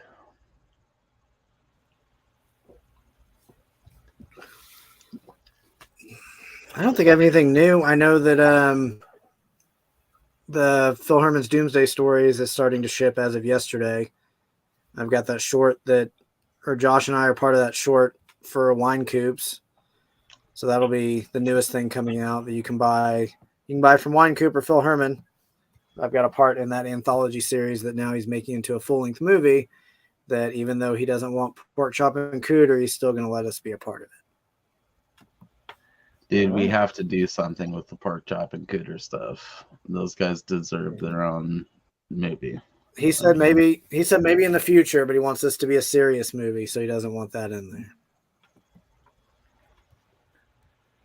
Yeah. I know I've got my does name. Wine Coop own the both of characters, or are you guys able to do stuff with them? No, I mean we did the first one we did was on SOV horror. Okay, so we could write a pork chop and cooter feature. Of course, There we're you just go. trying to see how many people we can get, how many different movies we can get them into, And fair play, just but to make them just they these bumbling idiots deserve that stumble upon. they deserve something at some point. Like maybe a movie where they're bumbling about trying to put together like a satanic ritual to bring back movie stores or something. I don't know. Like there's several plots that have ran through my head thinking about the characters. Yeah, I mean the thing we had was would have been pretty fun. So I mean, hopefully we can just use it on the next one. So what's that? Maybe you guys and you and Blaze are gonna have some stuff in 187 times or something. Yeah, that's the short for the Doomsday Stories. Cool. I know Dave has his trailer for his movie that's going to be on that release. Oh, nice. It's weird the amount of people that will hit you up once you break up with your girl that weren't talking to you while you were with them, too. I will say that much. Of course. There were some odd ones where it was like, oh, man, you were just waiting for like that to fucking end horribly, eh? And some of them are people we know through like movies and shit that have ignored all of my shit until then. I mean, it's like some incel energy that is weird to me. I don't know why you would need to wait until like my relationship fucking ended to talk to me again. I was still into the movies the whole time. Cody can attest to that. All these dudes can. I mean, I didn't let a piece of tail fucking get in the way of us doing some goddamn Schlockaholics over here. So a little weird, boys, but you know, that's about as much as I'm comfortable addressing that. I am back. Welcome back, my friend. Yeah, sorry about that. My uncle came to pick something up. Uncle Not the one from the movie. If it would have been him, I would have rushed back down and picked this up and had him cameo. Fuck yeah, we could make him cry right now. No, not that one. The he lives in Texas. I met the drunk. Eddie. Yeah, Uncle Ed. Yeah.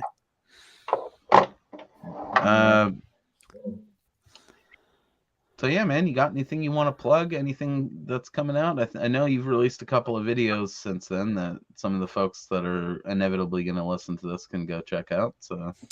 Yeah, one thing I want to ask. I mean, like, I know one person said that you checked it out, but have you guys checked out the sequel to the movie My Name Is Alex at all? Or no, I didn't know that existed. Yeah, I watched it. Actually, see. This is why y'all ignore the chat. I put that in there. We don't ignore the chat. We're just selective. No, we just check in with it periodically. Oh no, I like it. I thought it was a good end cap to the. I thought it was a good answer to some of the questions in it. It's sort of like a. It kind of like unties the bow, doesn't it? Yeah, it gives you more of an after, kind of like the ending of the movie. It comes back and it has you thinking on it a little bit more, which is good. See, I was listening to the commentary this morning. Original, oh God, sorry. Continue, Brandon. I didn't like it as much as the original. I mean, as the first movie, but I did think it was a pretty cool end cap. And I mean, if it was like a Blu-ray release, I'd love to have it on there. As sort of like a bonus feature. Yeah. Like a supplemental film on a Criterion Blu-ray or something like that. Yes. Yep, exactly.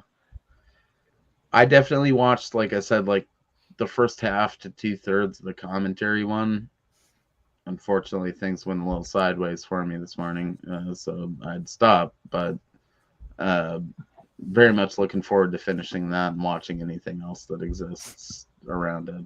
And one of the first things I did when I finished the movie was go to your channel and be like, click the videos tab and then click like the filter where it shows you the newest ones, and I put it to oldest, and I saw like 7 years worth of videos, and I was like, all right. Yeah, there's a lot. I'm gonna be watching those like when I'm at work and shit. So. Dude, there's a lot. Like, there's so much. Like, there's endless amounts of like context, or like maybe you'll think like, oh, now I get this from the movie, like with this person. Yes, like, that's my plan. Like, is to spend like the next 2 years watching all 7 years of it, and then watch the movie again and have it be like this. The sky opens or something like that. I get all of it now. Yeah. Thanks. But yeah, there's the sequel to the movie that's out is My Name Is Alex. The movie is 1 hour 41 minutes. The sequel is only 50 minutes. And there you go. and I'm also working on another. Okay, so like I said, I'm working on the Forest Hills content. Like behind the scenes documentary kinds of things, interviews about the movie, and that. And then also I'm working on putting together another like Leyba channel cinematic thing, not a feature length film, but like kind of like My Name is Alex, to where it's like a cinematic, like almost like a short film, you know um but it's called My Name is Dalton, and it's going to be about him, and like kind of like and end off his story, like again, like in a cool way, to have everything like pretty much come full circle better than it did in the past couple things. But there's that, and then also there's going to be another. I guess you could technically call it Leyba 2, because I'm thinking that it's possible that it could be feature length, but like I'm doing like basically like My Name is Alex was the sequel to the movie, but like it's like this one, like the after that, like I'm doing a new like film called, I don't know exactly what it's going to be called yet, but the working title right now is A New Chapter. I'm not entirely sure if that's going to be what it's called. I hope to change it to something a lot better, but like, like it's yeah, and I it's feel gonna like there's take some my self-referential thing that's at the back of my brain that would be an epic and title for it from the what first movie. The what is it? Like I said, I feel it's at the back of my brain. It's just tickling the Right there, yeah. synapses at this point. When it finally clicks into place, I'll Yeah, be when sure it to mess finally. with you. You know. Oh, for sure, for sure, for sure. Yeah, I think definitely some quote from the movie, like maybe like Yeah, could there's be the something in there that would be like the perfect yeah. trilogy capper kind of a thing. You know. Exactly, because the My Name is Dalton thing is more skewed off to be like a side story, and not like, you Was it know. like him going and apologizing to all the people he was a shithead to? Well, no, I mean like, um, Need a drag out fight between him and actually, kind of, but kind of yes, but like in a different way than you would expect, which is kind of like um, that's kind of hinted yeah, I'm at not in the gonna get sequel. what. Because that's hinted at in the sequel. Because Dalton's like, "Oh man, yeah, you inspired me to like pick up the camera and get to it." Yeah, Like, and like well, yeah, it picks up from that, and then like it goes into something else, because and like you have to watch My Name is Alex to get My Name is Dalton, or his part in that, and then there's the after credit scene of My Name is Alex with him doing the intro to the video, and then like it picks up from that, and then like Dalton has a plan essentially, and then everything at the end of it comes full Oh, yeah. circle, and I'm really excited to put that together, and then like I said, I'm trying to like put together the new chapter thing, and like that like is like taking a lot of time to map out, and and to try to have themes in there that are different from the Leyba movie, but like I don't know, like it's hard. It's hard. But yeah, and then I think that's it for now, like from the stuff I'm doing. But yeah, I mean, Well, that's amazing, man. I like that we basically matched the runtime of the movie too. So we're yeah. gonna wrap this up right now. We definitely have some other people that you should check out. Obviously, we got Septum Sin versus the World over at Septum Sin versus the World with his boy Kotobuki Jake. You got myself at Retro Call Home Video. If we'll probably have some Alex Leyba up and maybe one of those more mainstream movie chats one of these days.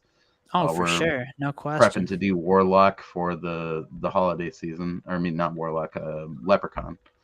And then we're gonna work in some like canon action movies and things like that for a little bit. Sweet. We do all types of rad shit over there. We got Killable Productions, spawn of Cody.